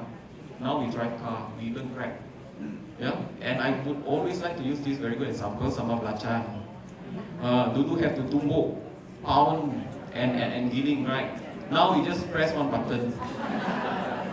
But it is still a sambal belacan, provided we know the texture and the taste. Tak sedap But we have to accept. The Nyonyas today macam ni. Mana ada time mau tumbuk? By the time tumbuk, habis kebayar. The chili all special. And I used to see my mother doing that when I was young. And I would kepo lah, go and touch the batu giling, then my hands would be very pedas, chili, pedih. And then my mom would say, siapa suruh pergi pegang? Who asked you to go and touch the thing? Yeah? So, but now, she threw everything aside. She tekan butang so. But that is, we are still Babas and Nyonyas at home. But now, this is something that I believe all of us have. We like to portray to the outside world our ideal kind of mentality or whatever that we want to portray, our image. Or we say, oh, Nyonyas must know how to do big work. Berapa orang yang sini tahu sulam? A lot of people say Nyonyas must know how to sew their own kebaya. Most what? Right? So we have to accept this. Time change. Yeah? And also our culture livelihood. We cannot go back to that era anymore. That same family today, have evolved into a modern family. That is of my family's photograph. Okay? Yeah, so, we accept changes. You see my grandmother no more in Sanggol. Cut off her hair already. And we don't photograph outside. If you look at the photograph just now, everybody look very stern, very serious. Yeah, but now we smile. Right. So we have to accept all these changes. I think, because we are open to all these changes that is around us. Yeah. And I don't think that we should shun away from this, because we Babas and Nyonyas are very flexible, very versatile. Look at our forefathers that came from China. When they came to Melaka, they adjusted to the local lifestyle. And we today, are a product of what they have adjusted those days. Yeah? So what we are going through now will determine where our future would be. Right? Okay, look at this. My grandma also know how to Wi-Fi already now. No more the stern face like. Those days when I asked her to take photographs, she would like, suddenly don't smile, no, suddenly just because the camera was in front of her, she's like, then we say smile, tak mau. Then the moment you put down the camera, why? You see? So now I taught her to wifi ma, tengok tu, siapa tu, and then she saw, said, oh, okay, she smiled, then we take a photograph taken. She's already 97 this year. Okay? Time doesn't permit me to go on further, so I have to come to my last slide for today. I've categorized it, Babas and Nyonyas in the olden days, how we speak the Bawah Patois, where's Sarong Kebaya, Panjang, poor command of Chinese dialect. Because a lot of people say, oh, Babas, they help Kong. In Melaka, don't really speak, but we speak Baba, of course. But Babas and Nyonyas of the 21st century, many of us here today can, I believe not only me, can speak Mandarin or other languages or other dialects, Cantonese even, yeah? And many of us, unfortunately, do not speak our patois anymore or have a very poor command in the patois, yeah? And we don't wear traditional costumes that much, except for this weekend. Other than that, pakai jeans, t-shirt and all. You won't know. A lot of students ask me how to get to know this Baba and Nyonya, how to identify them. I say you won't unless you know them. Because our faces are not blue. Although we always like to say that we are true blue. Okay? And of course we lead a modern lifestyle. So what would the Babas and Nyonyas be like in the future? I believe it is very much depending on what we want them to carry on today. Yeah? It is very important. Although now there is a resurgence in our culture. A lot of people like to claim, oh, I'm 20%, 30%. Some of us get very irritated. But I would say that that is a good thing. When people start to own up, that identity. Or else, people wouldn't know. Some people, I give you a very good example. My cousins in Bangsa, my Pepe's children. One day we had a family gathering just a few months ago in Melaka. The wife came to talk to me. Wow, that means your father and your mother is Baba and Nyonya. I said, yeah. So you're 100% now. But how come my husband say that he's not a Baba? Because the father and your father are siblings, what? I said, yes. Then my cousin was beside her. No, we are not. Yeah, because you don't live like one. You don't speak like one. But the mother is a Penang Nyonya. So at home, when I visited them, they cook very Penang kind of dishes. But the mother don't go around and tell, I'm a Penang Nyonya, I'm a Penang Nyonya, nor my Pepe. My Pepe will not, say that he's Baba. He will just say that I'm from Melaka.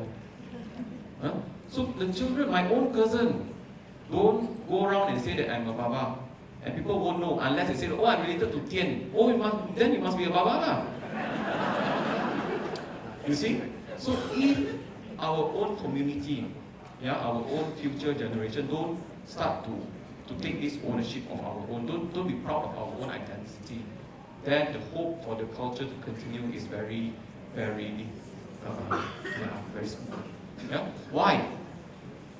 Firstly, we must have this awareness among ourselves to instill awareness of the identity, and then only there's hope for this culture to continue, because when you have this awareness, then only they have chance for this culture, people to have passion in it, to start to know about it, learn and pass it on, so that we would see more Babas and Nyonyas in the future. Or else, people won't even know about Babas and Nyonyas. We would just stick to, oh, Babas and Nyonyas must know how to eat guacamole, which is not true, not all. Yeah.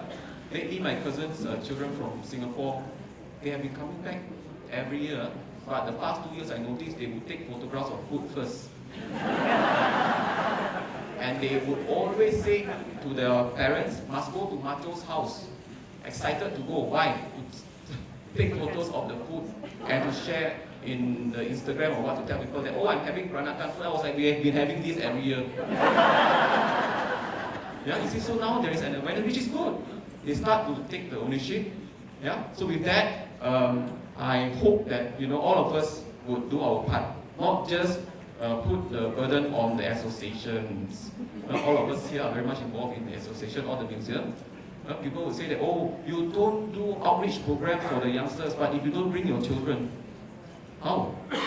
Yeah, the associations, we got only 14. But if each and every one of us here play our part to do something about our culture, then we have got 600 platforms already today, instead of just that 14. Yeah. So with that, thank you very much.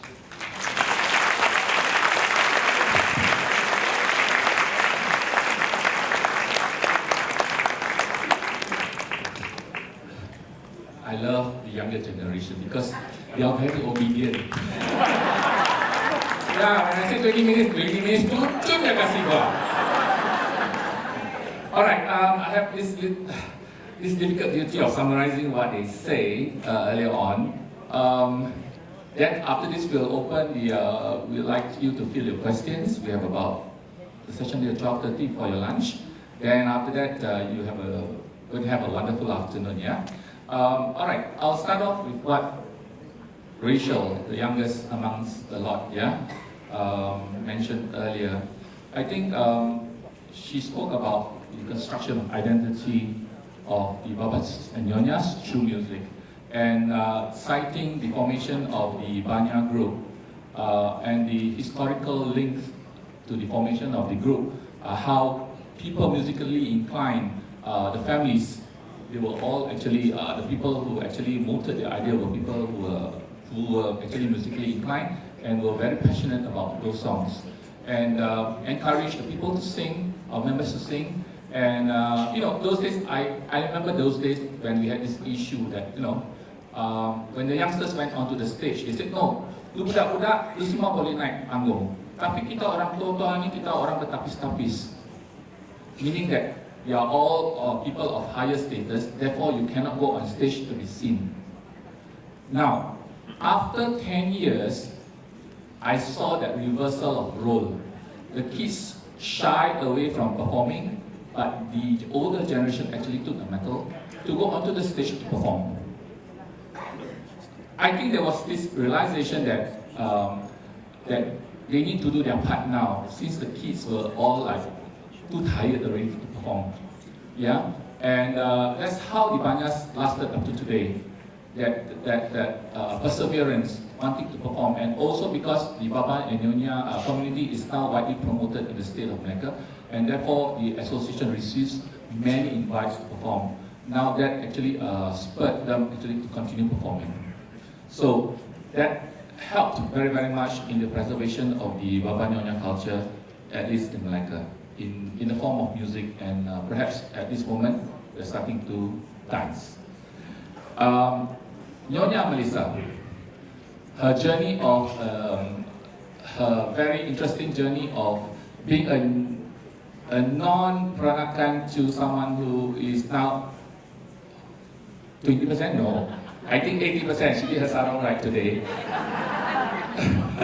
Okay, so that's 100% since you wore it yourself.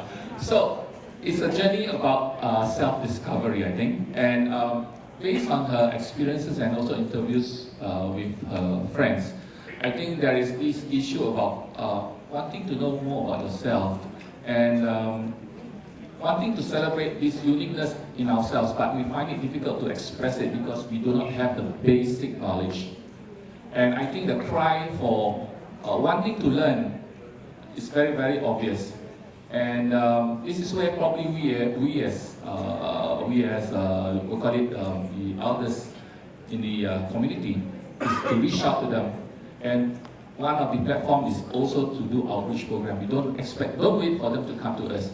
We go out to them.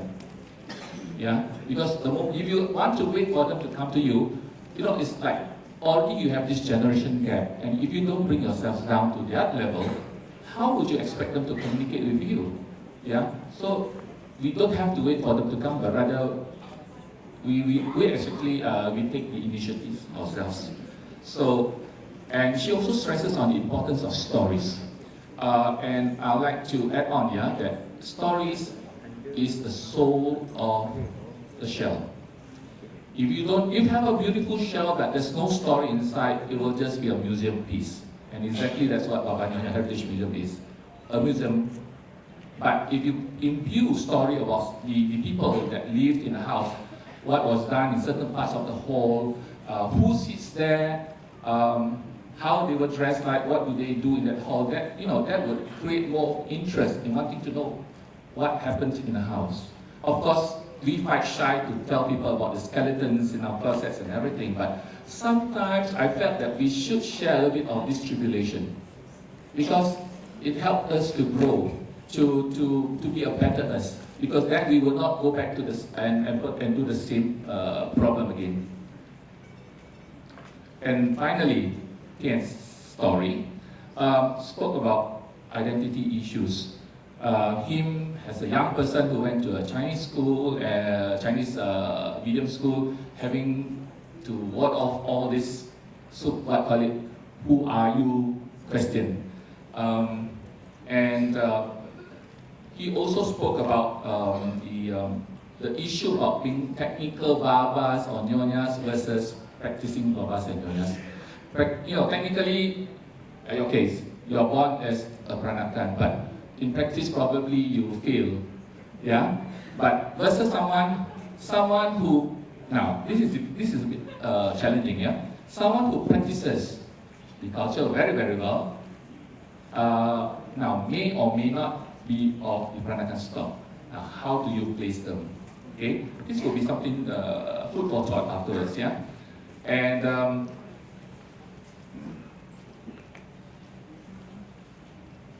finally, Ken also closes with the importance of acknowledging our roots. Acknowledging first that we are ourselves Puranakans. Having to know that, that is your first step, and I would say that the first step towards knowing your culture better. Without you wanting to identify yourself as a Peranakan, you will probably just treat yourself as just an ordinary Malaysian or Australian or whatever. Yeah. So there is no urge of you to want to know your culture more, and having to acknowledge that you are a Peranakan, he says that that will reignite interest in wanting to know the culture and finally take ownership of the culture. And that's how I think that's all how these three of them actually sat down here and wanting to share their experiences with you, wanting to take ownership of the Peranakan ancestry. So, having to wrap up that part of the session this morning, I have probably about 20 minutes. Seok-Hun, where are you? 20 minutes? All right. We have 20 minutes for Q&A. So I would appreciate that you come forward to the microphone here. Just introduce yourself. Give me a short introduction of yourself, your name and from where. And appreciate that if you can go directly to the question. Yeah. Please keep all the preambles. Okay. we would love to hear from you what any questions that you would like to field to these three panelists here today. Thank you. Anyone would like to start? Go, Prani. Good morning. I'm so glad to have a chance to see the young, energetic people of Melaka work very hard for Melaka. Congratulations for Melaka. And this is what I mean, that anytime I come to Melaka, old city but new heart. That is so meaningful, and this is what I mean. I would love to say that maybe this morning I feel really very happy because the president who come to open our ceremony, he is older than me. Kun Prani, can you get to the question, please? Yes, but please let me say something. You talk about Phuket, and I would love to mention that it's not the language that means that we are Papa or we are Peranakan, but what is inside, the culture, what we eat, what we believe, that is more. Because I speak Thai, but when the Phuket Baba people We don't speak Malay as the first language like Singaporean or like Melaka. And we don't speak Hokkien like Penang people do. But we speak Southern Phuket, which is totally different from the central language of Thai people. So we have our own dialect, but we mix Bahasa Melayu, we mix Chinese Hokkien. Let's say, you went lah. And that is what we can talk about. And we love to eat Hokkien food. That's why we won the award of Phuket City of Gastronomy. Please give a big hand to our president, Dr. Boson Sankai, who is, stand up please, Dr. Boson, stand up please. Behind the scenes is this man who has helped take all what we have, what we are good at. Our food is not like half heaven, half hell. Hot like. But then we have a very good tasty food that we learn from Hokkien society. But then we mix a little bit of smile, yes? We mix, when we cook, we smile. Good, And then when Rani. we serve, we smile. Your question, please. The three of them are really waiting to answer whatever you want to ask. To say that, I love to say that, look at Hong Kong today. And then, do you think that we still have questions to do? No, no question at all. Thank you very much. Except that you show them that if we are not strong enough, we will be like Hong Kong. But we are not.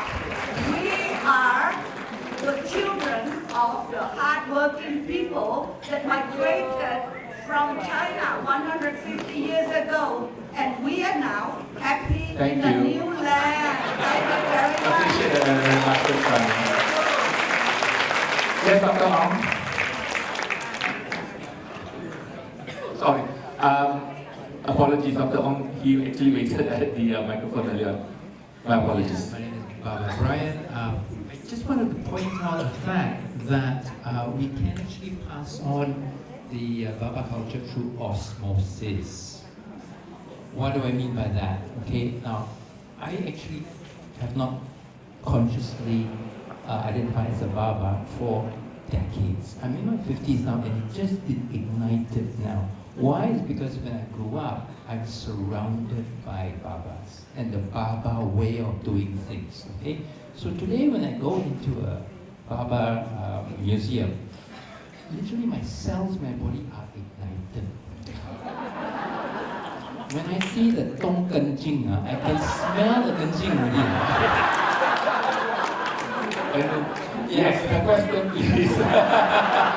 The burning question. Actually, it's not so much a question, but to really say, how can we pass this culture down to the next generation? And really what I want to say is, love your children in the Baba way. Thank you. Yes, Lina, maybe you'd like to take the questions. Yeah?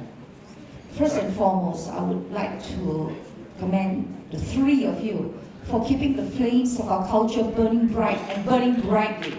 Great hand. All right, my question is this. Okay, it's all fine and dandy to have our International Baba Nyonya Convention year and year. We all look forward tremendously to it. Can I direct my question? It's just food for thought to all our sister associations, 14 associations. All right, look at the faces of most of our delegates. Most of us are no longer young. We are already middle aged. Do any of our sister associations have a youth section, a thriving youth section?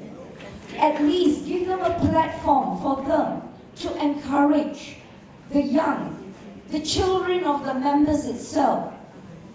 For them, there is a platform for them to work from, instead of just, I feel very, very strongly about my people. So this is just food for thought for all our 14 sister associations, a thriving youth section. Because what do we see ourselves in 15, 20 years' time? All our associations. I'm not talking about my people. I'm talking about associations. 15, 20 years' time, do you see our associations thriving with a youth section ready to take over the next? What are we doing to groom the next? Thank you, Nyonya. Thank you. All right, let me stop the question first. I'd like to probably not to the throw questions to the association, but let's peel their minds from these three of them. What would you recommend for the associations to do?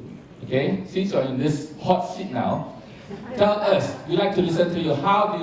What would be your opinion to revive or to encourage youth to join in associations? Baba Tian. Okay, I think, now look at us first. Yeah? The associations are around because of the community, because of the people. Then we have the associations. The associations can do plenty of activities or create youth wings. But if there's no youth that comes, then how? Like I've always said, Babas and Nyonyas we were not created, or the very beginning of our culture was not because of the association, but more of the people. So when we want our culture to continue, the associations are around as a testimony or as a platform for us to voice out together, to achieve bigger goals. But when we want to make sure that our culture continues, I believe, each of us must go back to our own family. First, instill the awareness. Get them closer to the association, and then, we can do many things. Like how Melissa have started, activities at the museum, because we are of that generation. But if we don't get younger ones to come into the association, take charge or take lead, then the association will be, like for example, my dad can't even use smartphone. So what kind of activities that you expect him to design for the younger generation? So I think it is very important that we get the younger generations close to the association first. Not so much of it designing activities for them to come. Sometimes when we have might not suit them. Get them involved, get them close first, let them come, and then they would think, oh, perhaps we can do something for our association. Then there would be hope. And that is just my thought. All right, Melissa is in the hot soup right now, since your name was mentioned. And also because of her experience, how she ventured into this Peranakan field, and also getting people to know or sort of rediscover their roots. So I think you'll be the best person to actually address this issue. Oh, I don't know whether I can address it, but I can put my thoughts to it. I think like what Tian said is that besides the associations, each of us have different families that we come from, and younger generation as well. One thing that I realized is that it's really about spending time with one another and encouraging one another. For me, it was spending time with my older generation and hearing their stories. And I find that with the younger generation, you also have to go to them and hear what is on their hearts, what inspires them. Like Kessel is in music, and Shermay is in arts, but they're scared to try because there's a lot of what they perceive as expectations of how they ought to project the culture. So I think it's allowing them that space to just try and experiment. Yes, yeah. I mean, it really may fail, but like you said, if we still encourage that, at least they're still trying. I don't think we have actually answered the question, but I think that would give the association some idea how we can approach the issue of developing or to introduce youth sections into your associations. All right, over there first. I'll skip from left to right, yeah? Okay, I think I haven't actually followed the SOP. Do we stand here? Yeah, it's okay. I mean, Yeah, sorry, all right. since you're lined up, yeah? Okay. Please go ahead. Now, I'm from Kelantan, Peranakan Cina Kelantan, BPCK, and my name is Yip Heng Chai, and people call me Pasu over there in Kelantan. What is the likelihood that we can have, like youth exchange program in Peranakan style?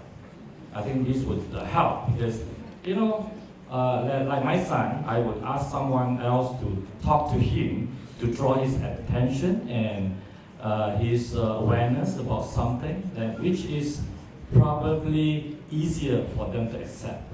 So I think the question is, what's the likelihood of doing that? Thank you. Okay, I think probably I got to answer on behalf of the association. Yes, I think such suggestion will be truly welcome.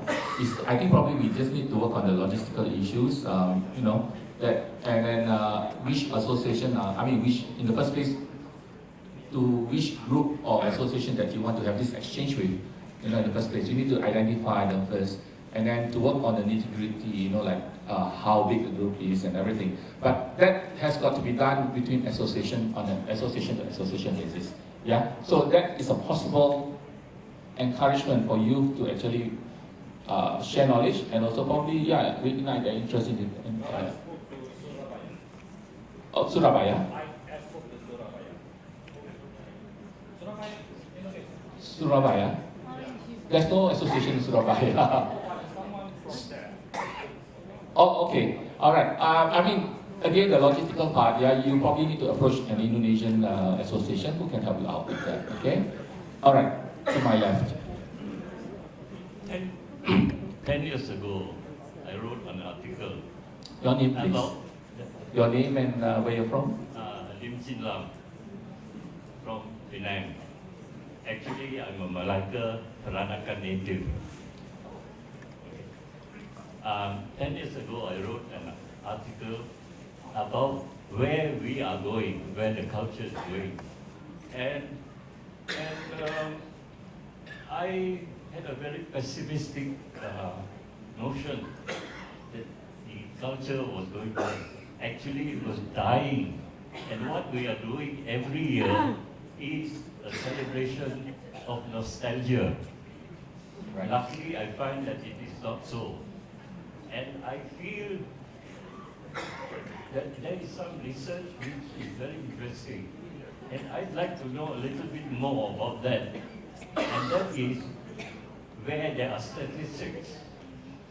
For example, birth-wise, these statistics refer to somebody with 100% Peranakan, or 50%, or 25%, and so on. That is one thing. How such people feel, second thing. And then the third one is how they act. Because in my case, I'm 50% Peranakan. How do I feel? I think I feel Peranakan maybe 40%.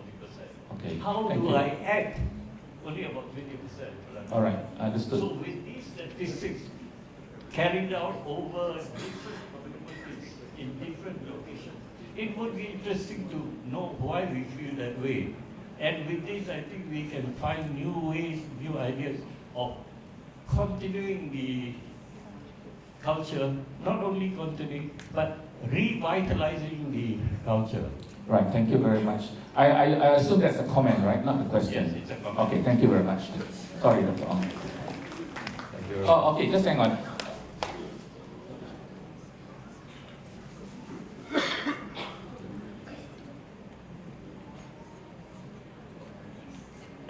Oh, okay, we'll hop on to Dr. Ong's first. Sorry for the interruption. Oh, my name is Ong Jin Teo. I'm a cookbook writer. Question for the second speaker. I wanted to know whether the young participants in the survey ever talk about food, because isn't food very much part of the Nyonya culture? Alright, or is it not high on their priority? And then for the third speaker, in his slide, he also doesn't talk anything about the cuisine, although he mentioned about food. So that's the question I asked. What is the view regarding food? Thank you, Dr. Ong. Melissa, would like to answer the first part? Yeah, so Dr. Ong, mine was not an academic, it was really just interviewing people who came across my path.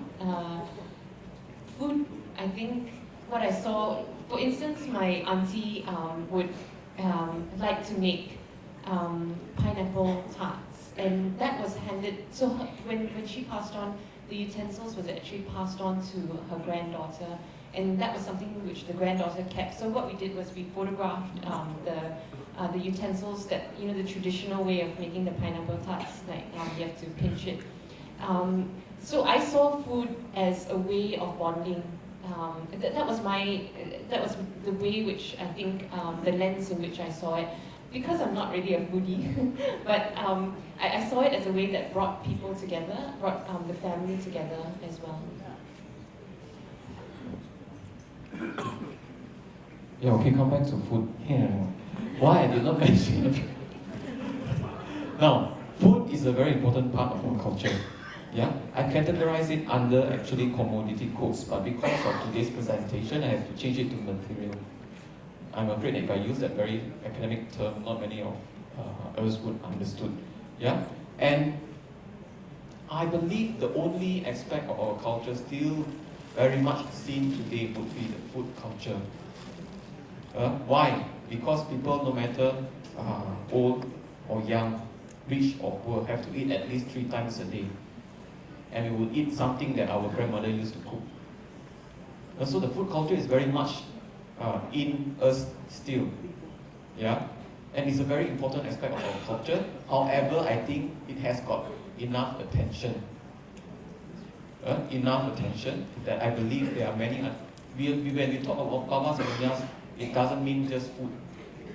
It means a lot more than that. And that is why I did not go deep into just food. Food is just part of our life, but of course, the most important part. Yeah, like I said just now, it's very important, but as for today's presentation, I would highlight it on a holistic kind of view, instead of just focusing on the food. Okay? Papa Ronnie. Yeah, my name is Ronnie Tan Kun Siang.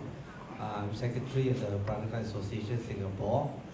Okay, I don't want to boast, but I'm a 7th generation Peranakan Jati.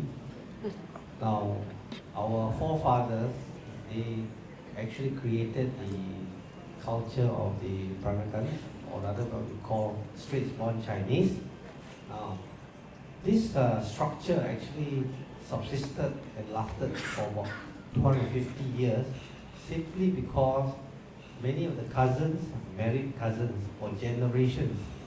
So I would suggest to Cedric that you're also my cousin. Okay. You're still not married yet. So I would suggest to all the associations. Now, I come to Melaka, I discover more and more cousins, okay? Now, I would suggest very strongly that we bring back this culture of matching cousins with cousins. Okay? Now, I don't know about how you all feel, but I feel very strongly that it would work. Okay?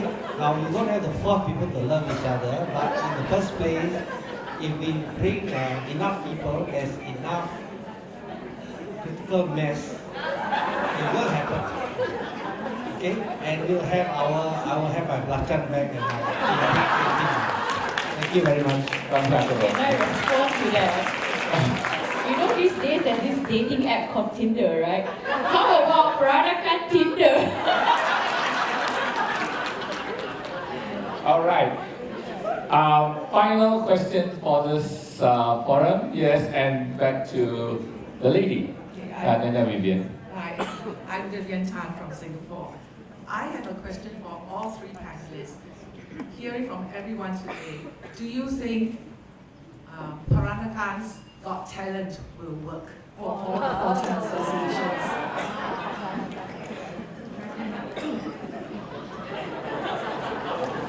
I would say, why not? You can go ahead and do it. She'll win because she can play the piano.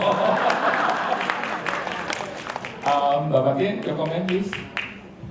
Yeah, I think something like that, would tie up the younger generation together instead of having just yearly international Baba and Nyonya convention where not many people of my age would attend.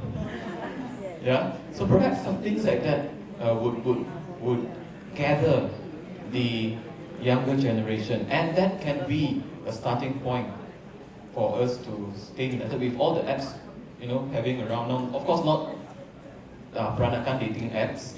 Yeah, that we can be closer to one another and get things started.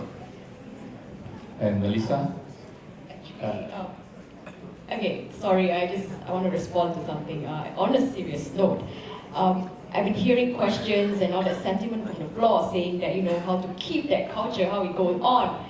But then, again, the thing about Peranakan culture is always evolving throughout time. And like what you suggested, starting something new, which is like a Peranakan Got Talent, or an idea about intermarriage between cousins, which I think is not a good idea biologically, because then our kids will be like, okay, you know what I mean. Yeah. So on a serious note is that, of course, we can do so much more to, promote the culture, I would say, to the younger generation. And we have to seriously think and interrogate and ask that question, what is it and why is that young people don't, want to be here today? That's the question that I think all of us should ask ourselves. How do we raise our children? Why is it, Baba Veronica and your kids don't speak Baba Malay? I'm joking. And Melissa would be answering the final question for this morning. Since she is, I would consider her to be a total outsider, yeah? So probably her comments would carry more weight. I think as long as you're prepared to do an intergenerational activity where maybe the younger generation might wear sarong but do breakdancing, then I think you can have something that might work. All right, thank you very much. I'm very sorry, Dato'. We really got to stop right now. You don't want to hear what I'm going to ask you? I'm sorry. Huh? Ask me? Yeah. I want to ask the panel of youngsters. Okay. Go ahead from the organizer. I'm not begging you, no? No. It's for the good of everybody. Okay. No, because I received the information from the organizer to stop earlier on. Yeah. I think one from me. No problem. Go ahead. For those of you who do not know me, I was the immediate past president for 12 years. Yes, Dato' Puan. Please continue. So I want to ask a question at the same time is also a comment. All right. Good. Now everybody agrees that our generation started 600 years ago. Okay? Is there any dispute to that statement? No. Even our guest of honor, the speaker of Negeri Melaka, Dewan Negeri Melaka, admit that. Now we were very illustrious those days. 600 years down the line, you name me one illustrious Peranakan, Baba or Nyonya, in our country. You can't, because there is none. No. There is none. Anybody can answer that question? I would like to ask you back that question, what do you mean by illustrious? How do you Well, define that? position, if you think that you got position, I think that is not the position I have in mind. I'm talking about people like Robert Koch, in Gotong.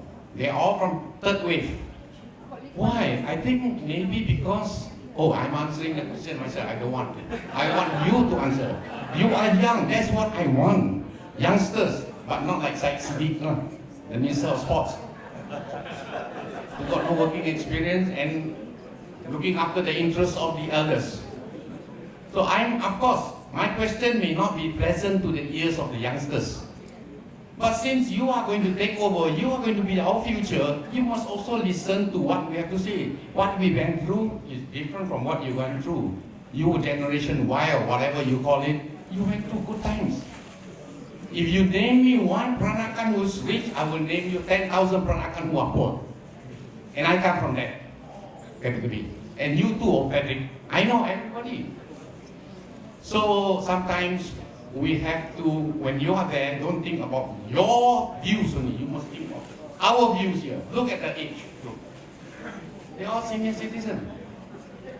But if we focus our discussion and our convention just on annual convention where you parade your sarung kebaya, your corset moni, and your baju Cina, I don't think that is the right thing to do. Good. This is a good thing. But you must also have in your mindset that you need the inputs from senior citizens. If you are going to rush through all this, then you are not addressing to the real issue. That is our inputs. Okay? I'm not talking nonsense. I'm not talking through experience, 12 years. So this is what I noticed. We need a group that is comprising of all the federation members doing research on politics relating to our culture, because it's very, very, very important, politics. If you just focus on our culture, you will be a standstill, because culture doesn't like new ideas. Okay, that's all. Thank you very much, Cedric, for giving me this opportunity. Thank you very much, Dato' Puan. And on that note, we have come to the end of this forum. I'd like to say thank you to our three panelists here, to Rachel, to Melissa, to Tien. Please give them a round of applause, please. Not easy, for them to come up here and to talk about the Peranakan to the Peranakans themselves, and also to each and every one of you for being a very wonderful audience today. Thank you. Thank you for the insightful seminar. Now I would like to invite YB Damien Yo to give a token of appreciation to the moderator and to the speakers. Oh, sorry, I would like to make an amendment. I would like to invite the Baba David Tan to give a token of appreciation to the moderator and to the speakers.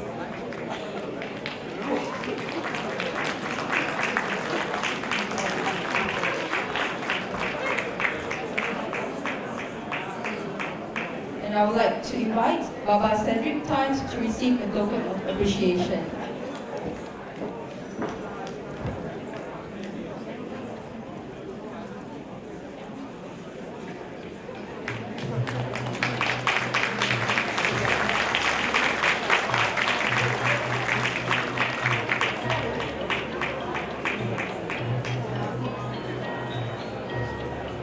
Next, Nyonya Rachel Ong.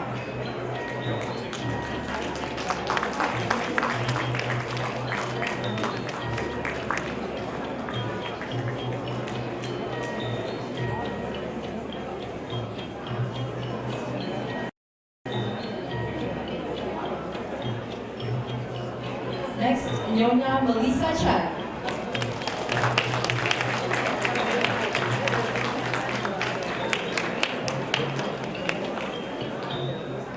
And Baba Li Yuan Tian.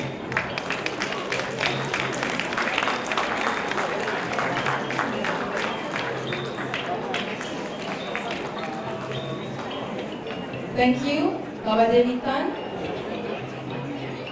And with that, our seminar has come to an end.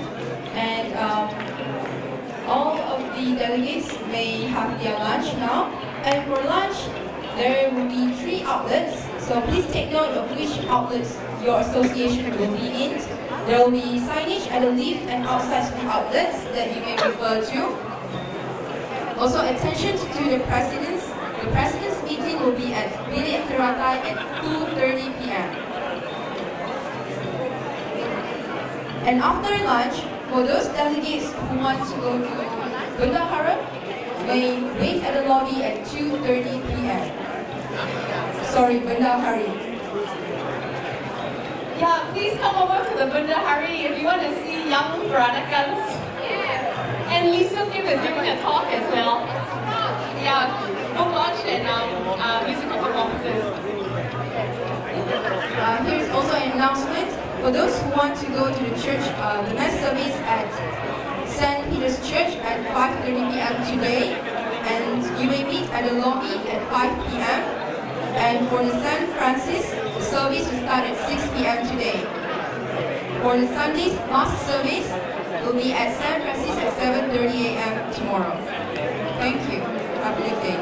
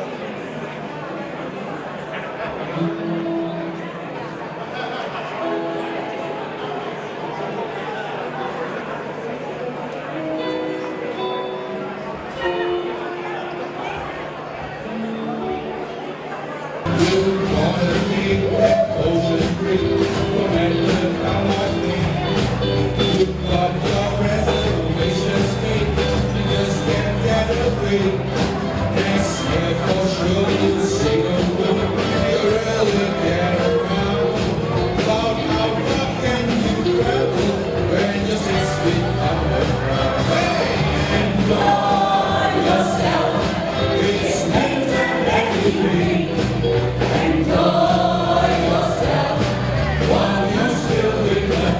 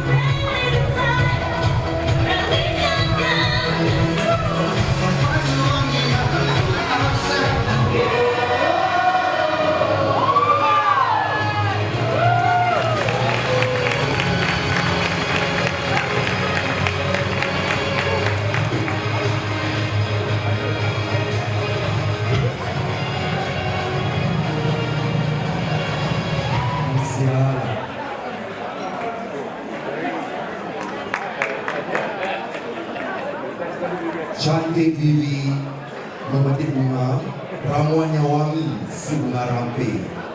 Laujat sekali Baba dan Nyonya, sukanya hati beramai-ramai. Yang berhormat Tuan Damien Yo Shirley, Bapak Damien Yo Shirley, Ahli Dewan Undangan Negeri Kawasan Rio, merangkap Penasihat Persatuan Peranakan Cina Melaka (PPCM). Yang berbahagia Datuk Puan Jino, Penaung Persatuan Peranakan Cina Melaka. Yang bersama Baba David Tan, Presiden Persatuan Peranakan Cina Melaka, Presiden Persatuan Peranakan dari Thailand, Singapura, Indonesia, Australia dan Malaysia, Baba, Nyonya, Tuan-tuan, puan-puan, hadirin yang kita sayangi, selamat datang ke Laujat. Laujat sikit.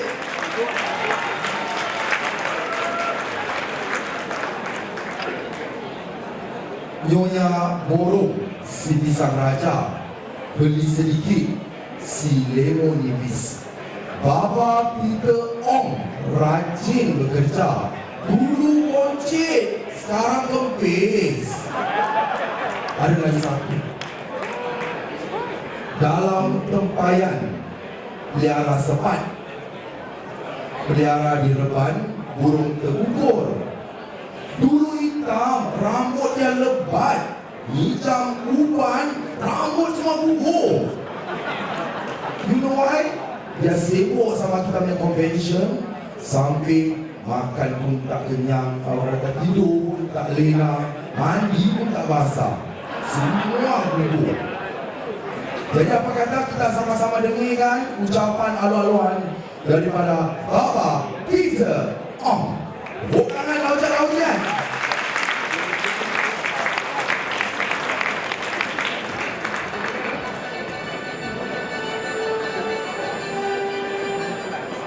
Halo.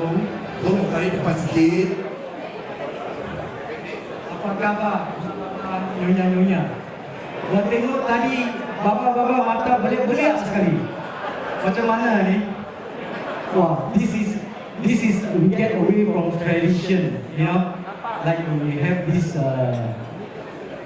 pop-up girls to dance for you. Anyway, before I give a little bit of a speech, can you fill up your glasses first? Fill up please a beer. Can I get the helpers or the bar boys to fill up the glasses? Because I'm going to have a toast later on. Right? Wah, Ronald Toran, cepat. Can I get the waiters and waitresses please fill up the glasses? Beer is on the house today. Right?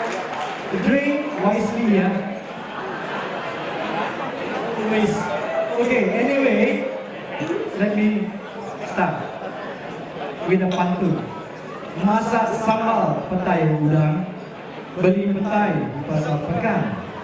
Dekat jauh Baba Nyonya semua datang, kamsia semua kami ucapkan.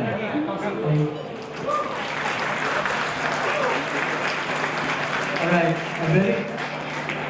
a very good evening to YB Damien Yo, who is also our advisor and is also the Dun of Duyung, Melaka. Right. And also our advisor to the convention, Baba Damien, yeah. Datuk Puan Jinho, our patron of Persatuan Peranakan Cina Melaka, presidents of all the associations from Phuket, Indonesia, Singapore, Australia, and Malaysia. And also I want to mention Miss Lim Gek Siang, President of the Penang Heritage Trust. My fellow Babas and Nyonyas, welcome to an evening of True Blue. I don't know whether I got the word True Blue. Okay, never mind, I use it. True Blue Peranakan Fellowship Melaka. Right? Have you all please fill up the classes? Anyway, my name is Baba Peter Ong, and I'm the organizing chairman for the 32nd Baba Nyonya Convention. And it is my great honor and pleasure to welcome you all tonight. Before I continue, let's have a traditional way of toasting. But this time, one toast ni. Ini bukan orang kahwin ya, kita toast yang satu kali saja. Can you fill up the glasses and please stay yourself on the bed.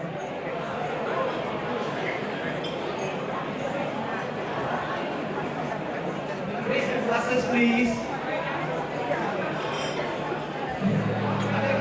Ada gelas tak? Semua ada beer tak? Okay, ready? 1, 2, 3.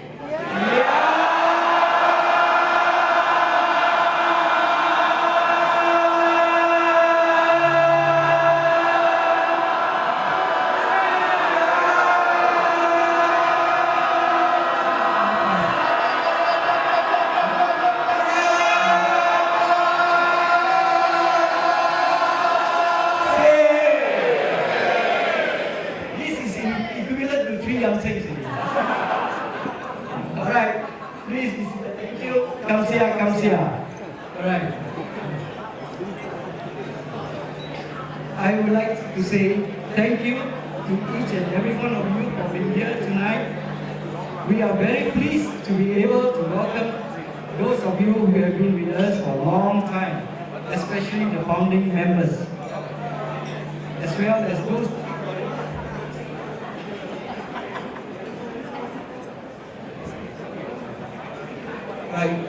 and especially for those who are new today, not new kid on the block, people like Persatuan Peranakan Cina Kelantan and Persatuan Peranakan Cina Terengganu. Now today at the presidential meeting, we have approved the membership of Peranakan Cina Kelantan. Please give them a round of applause. They have been observers for a long time. It looks like our fraternity is getting larger by the year. This indicates well for our Peranakan community, as it clearly shows that we are together now. We are a fraternity now. Alright? Now, before I go ahead, I would like to say thank you very much for my committee members who has worked very, very hard, day and night, some of them losing weight also. And especially my secretary, the hardworking, Chin Siak Kun, who has given us a lot of things. And also the Ramada staff, who has been supportive of us, entertaining to our requests, and every time we ask without any question. Right? Thank you. Now, the most important thing of all tonight is you people. You people that supported us throughout the years. Okay? Next year, we will meet you all in Singapore. Right?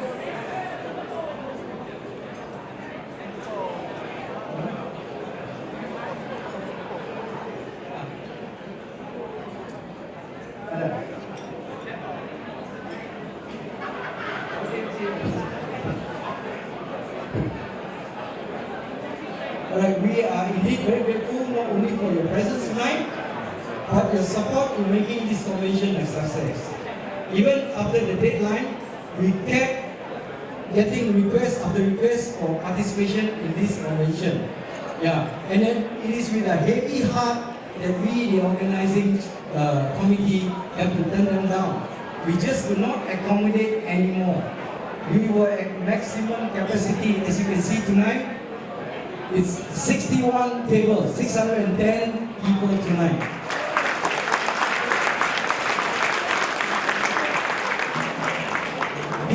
evening has been prepared for you, for all of you to lodge the night away. I'm sure you have been looking forward to a night of Peranakan entertainment. No worries, you won't be disappointed. The sweet memories here will be your band for the tonight, and I guarantee you, they will keep you on your feet throughout the night. Just make sure you got all your minyak angin ke apa-apa ke kuyuk ke, so that tonight barang sakit-sakit, husband or wife can besok-besok sikit. Right. I was reminded to keep dinner remarks short as everyone is looking forward to enjoying the rest of the night. So please allow me to conclude by sincerely thanking all of you once again for your effort and commitment in making our convention a success. And not only that, for being patient with us also. Right? Thank you. And before I end, I'll give you a pantun. Terbang selisih si burung kedidi, terbang berduyun di waktu pagi. Terima kasih lawan lari, di convention depan jumpa lagi. Thank you very much. But before this, I have a special announcement to make.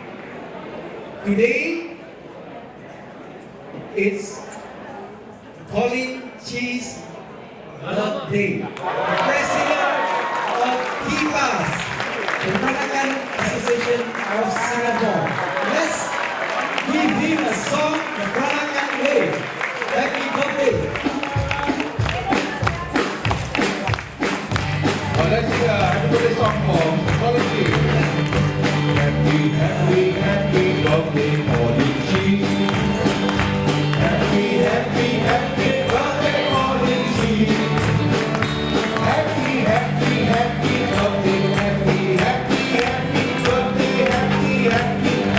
birthday, Colin Cheese. One more time. Happy birthday, Colin Cheese. Happy birthday, Colin Cheese.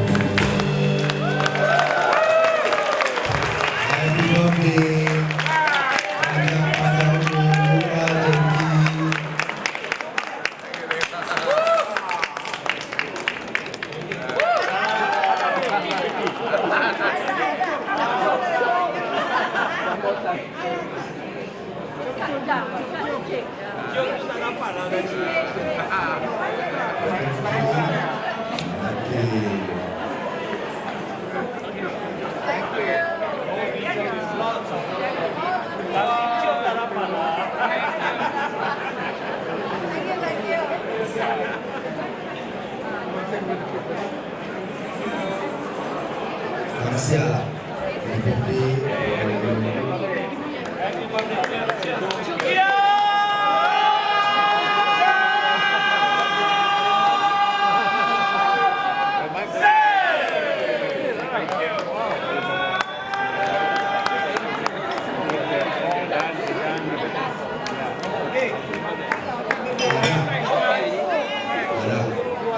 Cukup yang saya, kita sambung lagi. Meloncat rendah si anak kupi, tadi pagi sesat di pekan. Perut sudah teriak lapar. Apa lagi? Jomlah makan. Mana orang hotel? Jomlah makan. Perut sudah teriak lapar. Ada lagi lapar.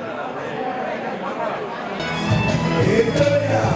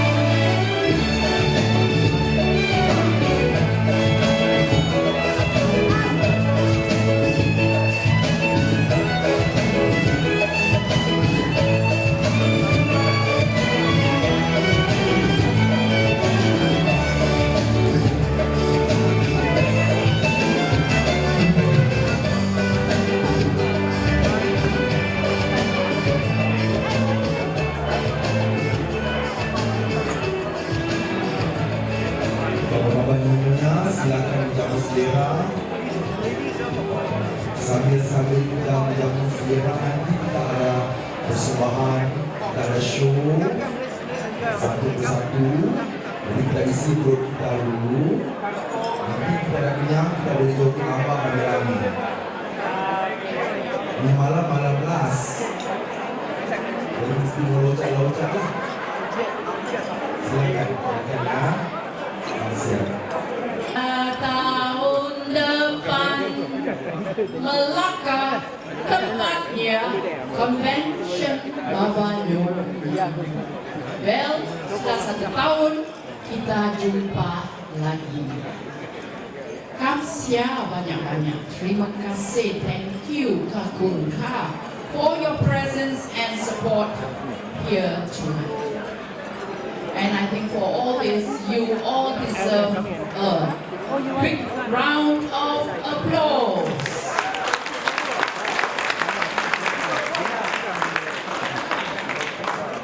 By the way, I'm Siapun, the very penat secretary of Persatuan Peranakan Cina Melaka.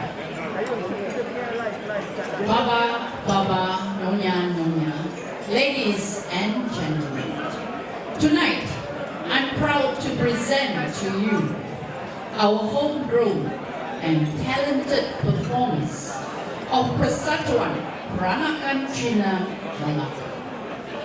They have worked very hard. Bukan senang tau mengingat lirik semua. They have practiced for many moons. Lost a lot of sleep and also a lot of weight. Nanti tengok semua dah ramping. And all this so that they can perfect their performance tonight for you. Ladies and gentlemen, please put your hands together for the Banyas!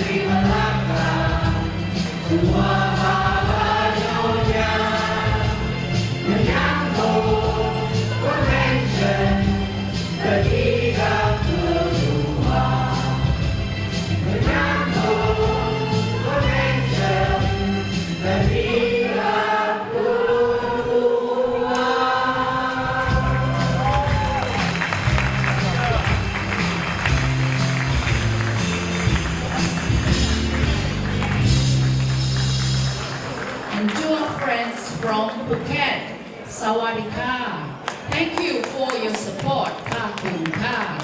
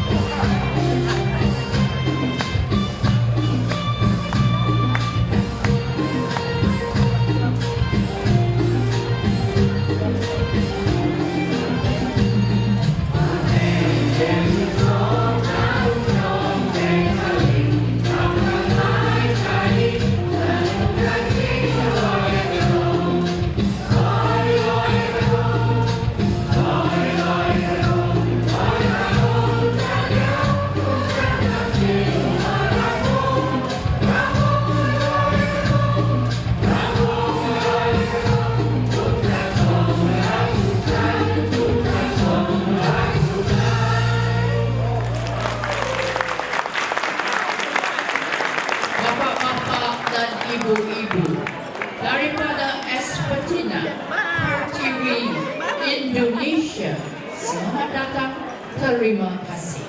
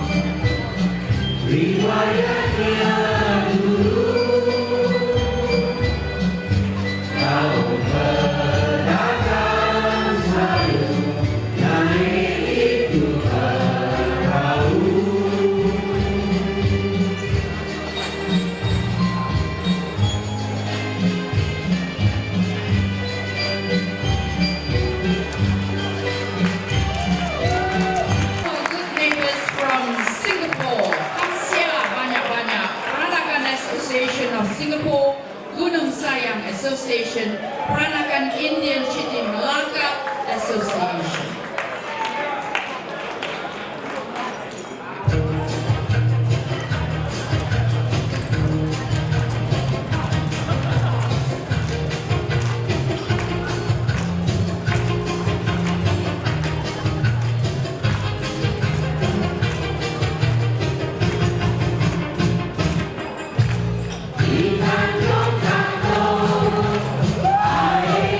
Biru,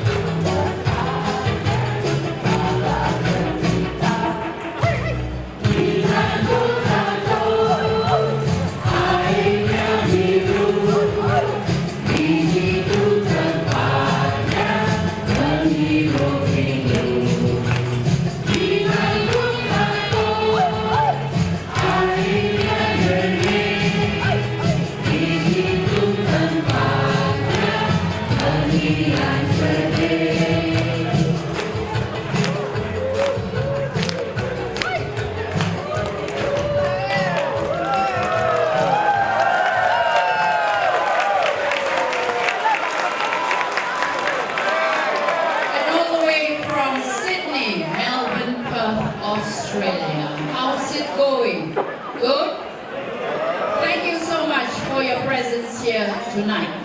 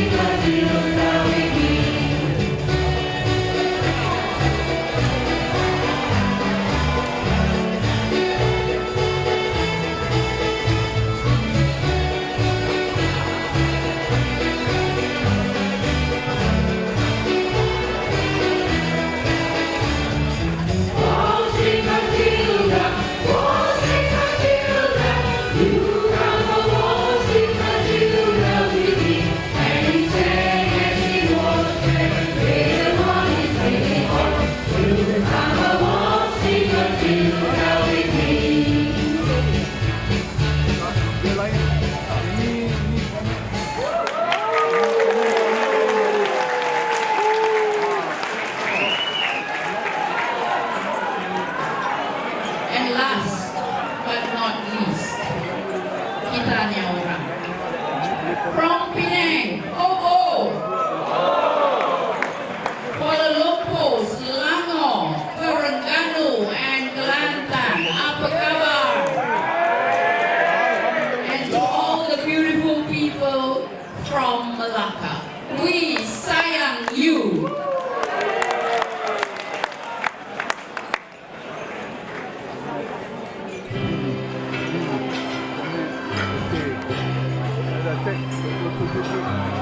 Mari kita bawa Nyonya, mari kita bersama gembira.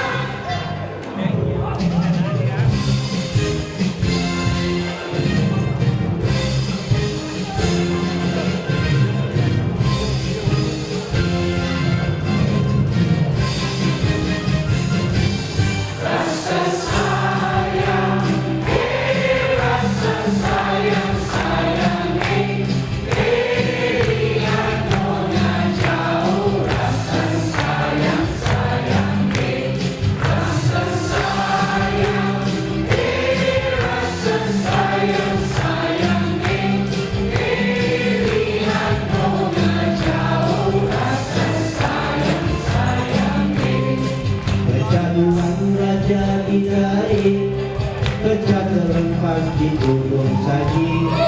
Bulan terang cuaca pun baik, kita berjumpa bersuka hati.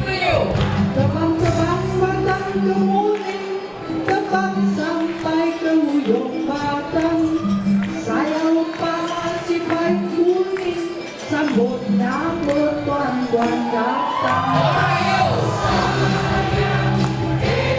rasa sayang, sayang,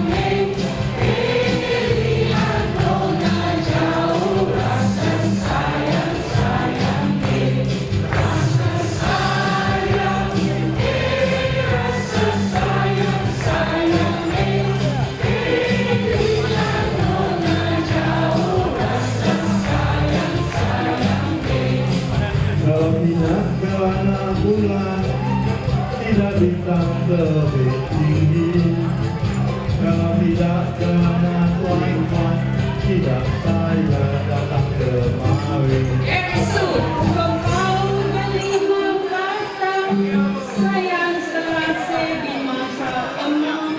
Dekat jauh puan-puan dah datang, kan sialah banyak panas.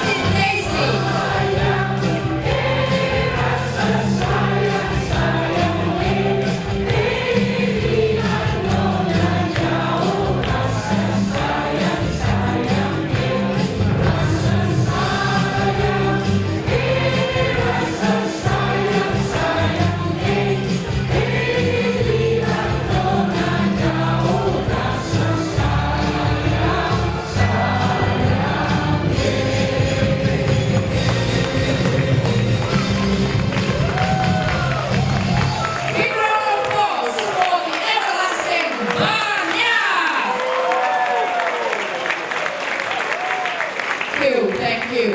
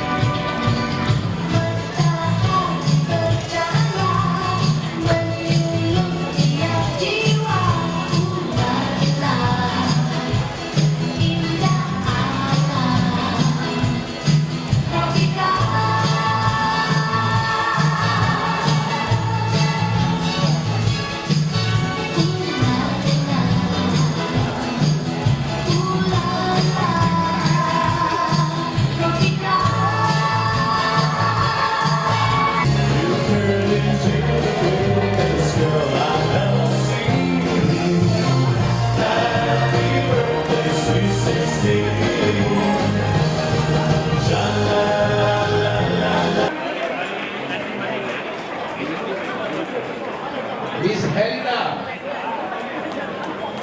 And we have Baba Eddie from Udumase. And our latest addition to our sweet memories, we have the little Nyonya from Udumase, Miss Helly.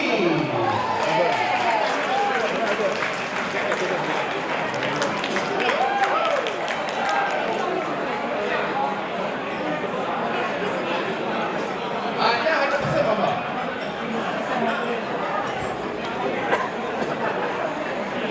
Helly will play the drum.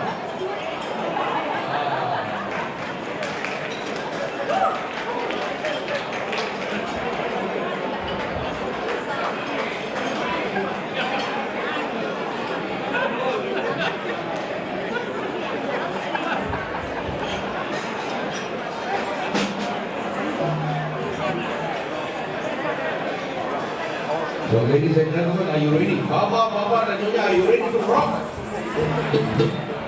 Dari Ramada atau dari Baba Nyonya catering. Drinks is on the house. Here, free flow. Tinggal di atas, tinggal di bawah. Alright, we're gonna have rock song. Rock song. Are you ready? Yeah! Let's go!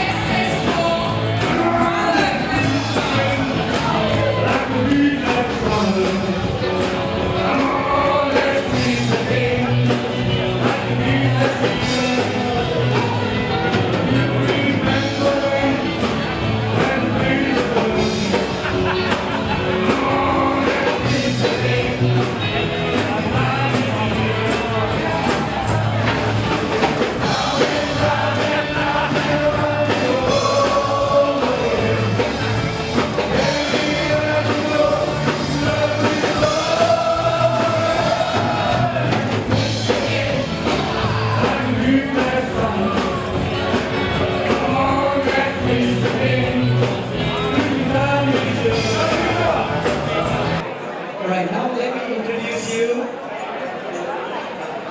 to Mr. Colin Chi from the Peranakan Association of Singapore, who's going to host the next convention in Singapore. Alright? Now, I will pass the mic to him and let him do what he wants to present or limit whatever it is. Alright, thank you very much. Give him a thank you.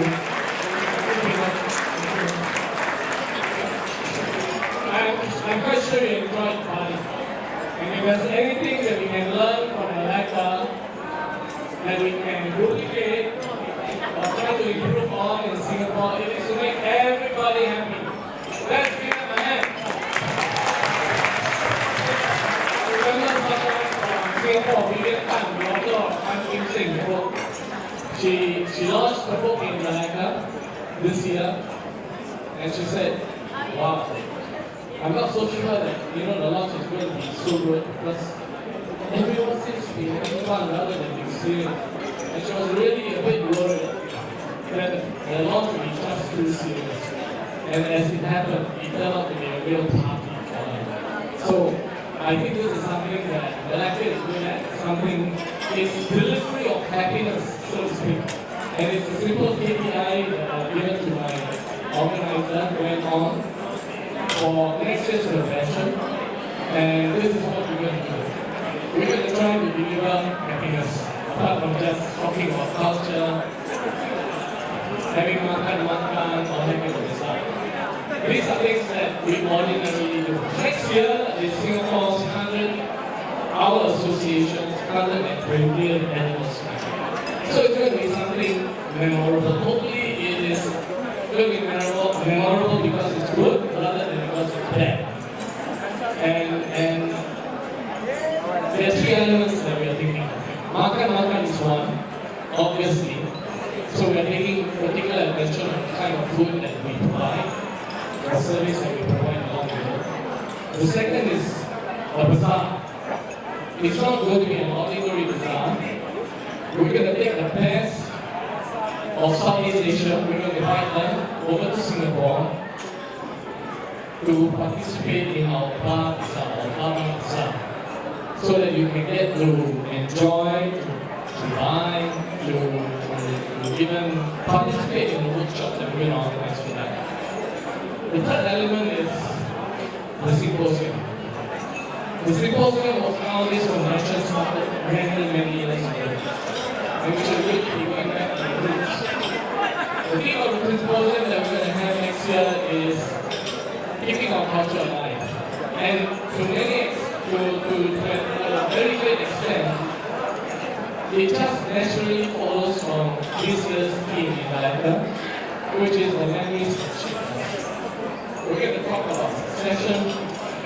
We're going to deal with questions of succession, of the young, whether or not the culture can be developed. However, leading to the symposium is going to be something special that I've written about in my monthly letter to my members. Something that will see you on. We're going to have a 1-hour play that will feature the best of Singapore's theatrical talent.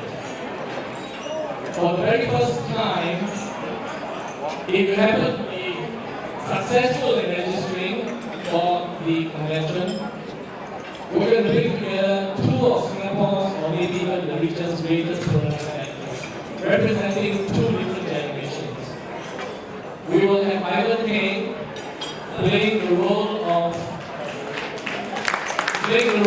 Emily,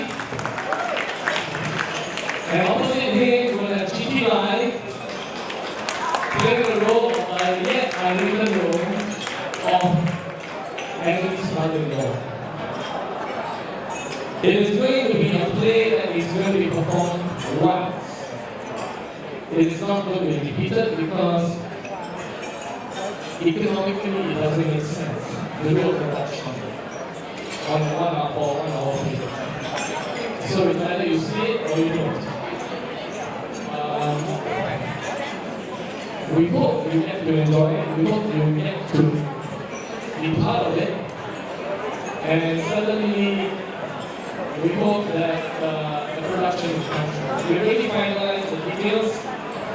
We have a name, which is the director is going to be Elin Tan of SSB, another cultural award, medallion award in Singapore. And Stella Tong, the lead of the girls here has given up lessons for us to use hopefully as a platform for this year. So I look forward to seeing all of you in Singapore next year. Booking your date is going to sell very fast. I'm quite confident about it. Booking your date is November 20th, 22nd, 21st, 22nd. Okay? We haven't finalized the costumes yet, but we'll try as much as we can to make it. Thank you very much. And enjoy it.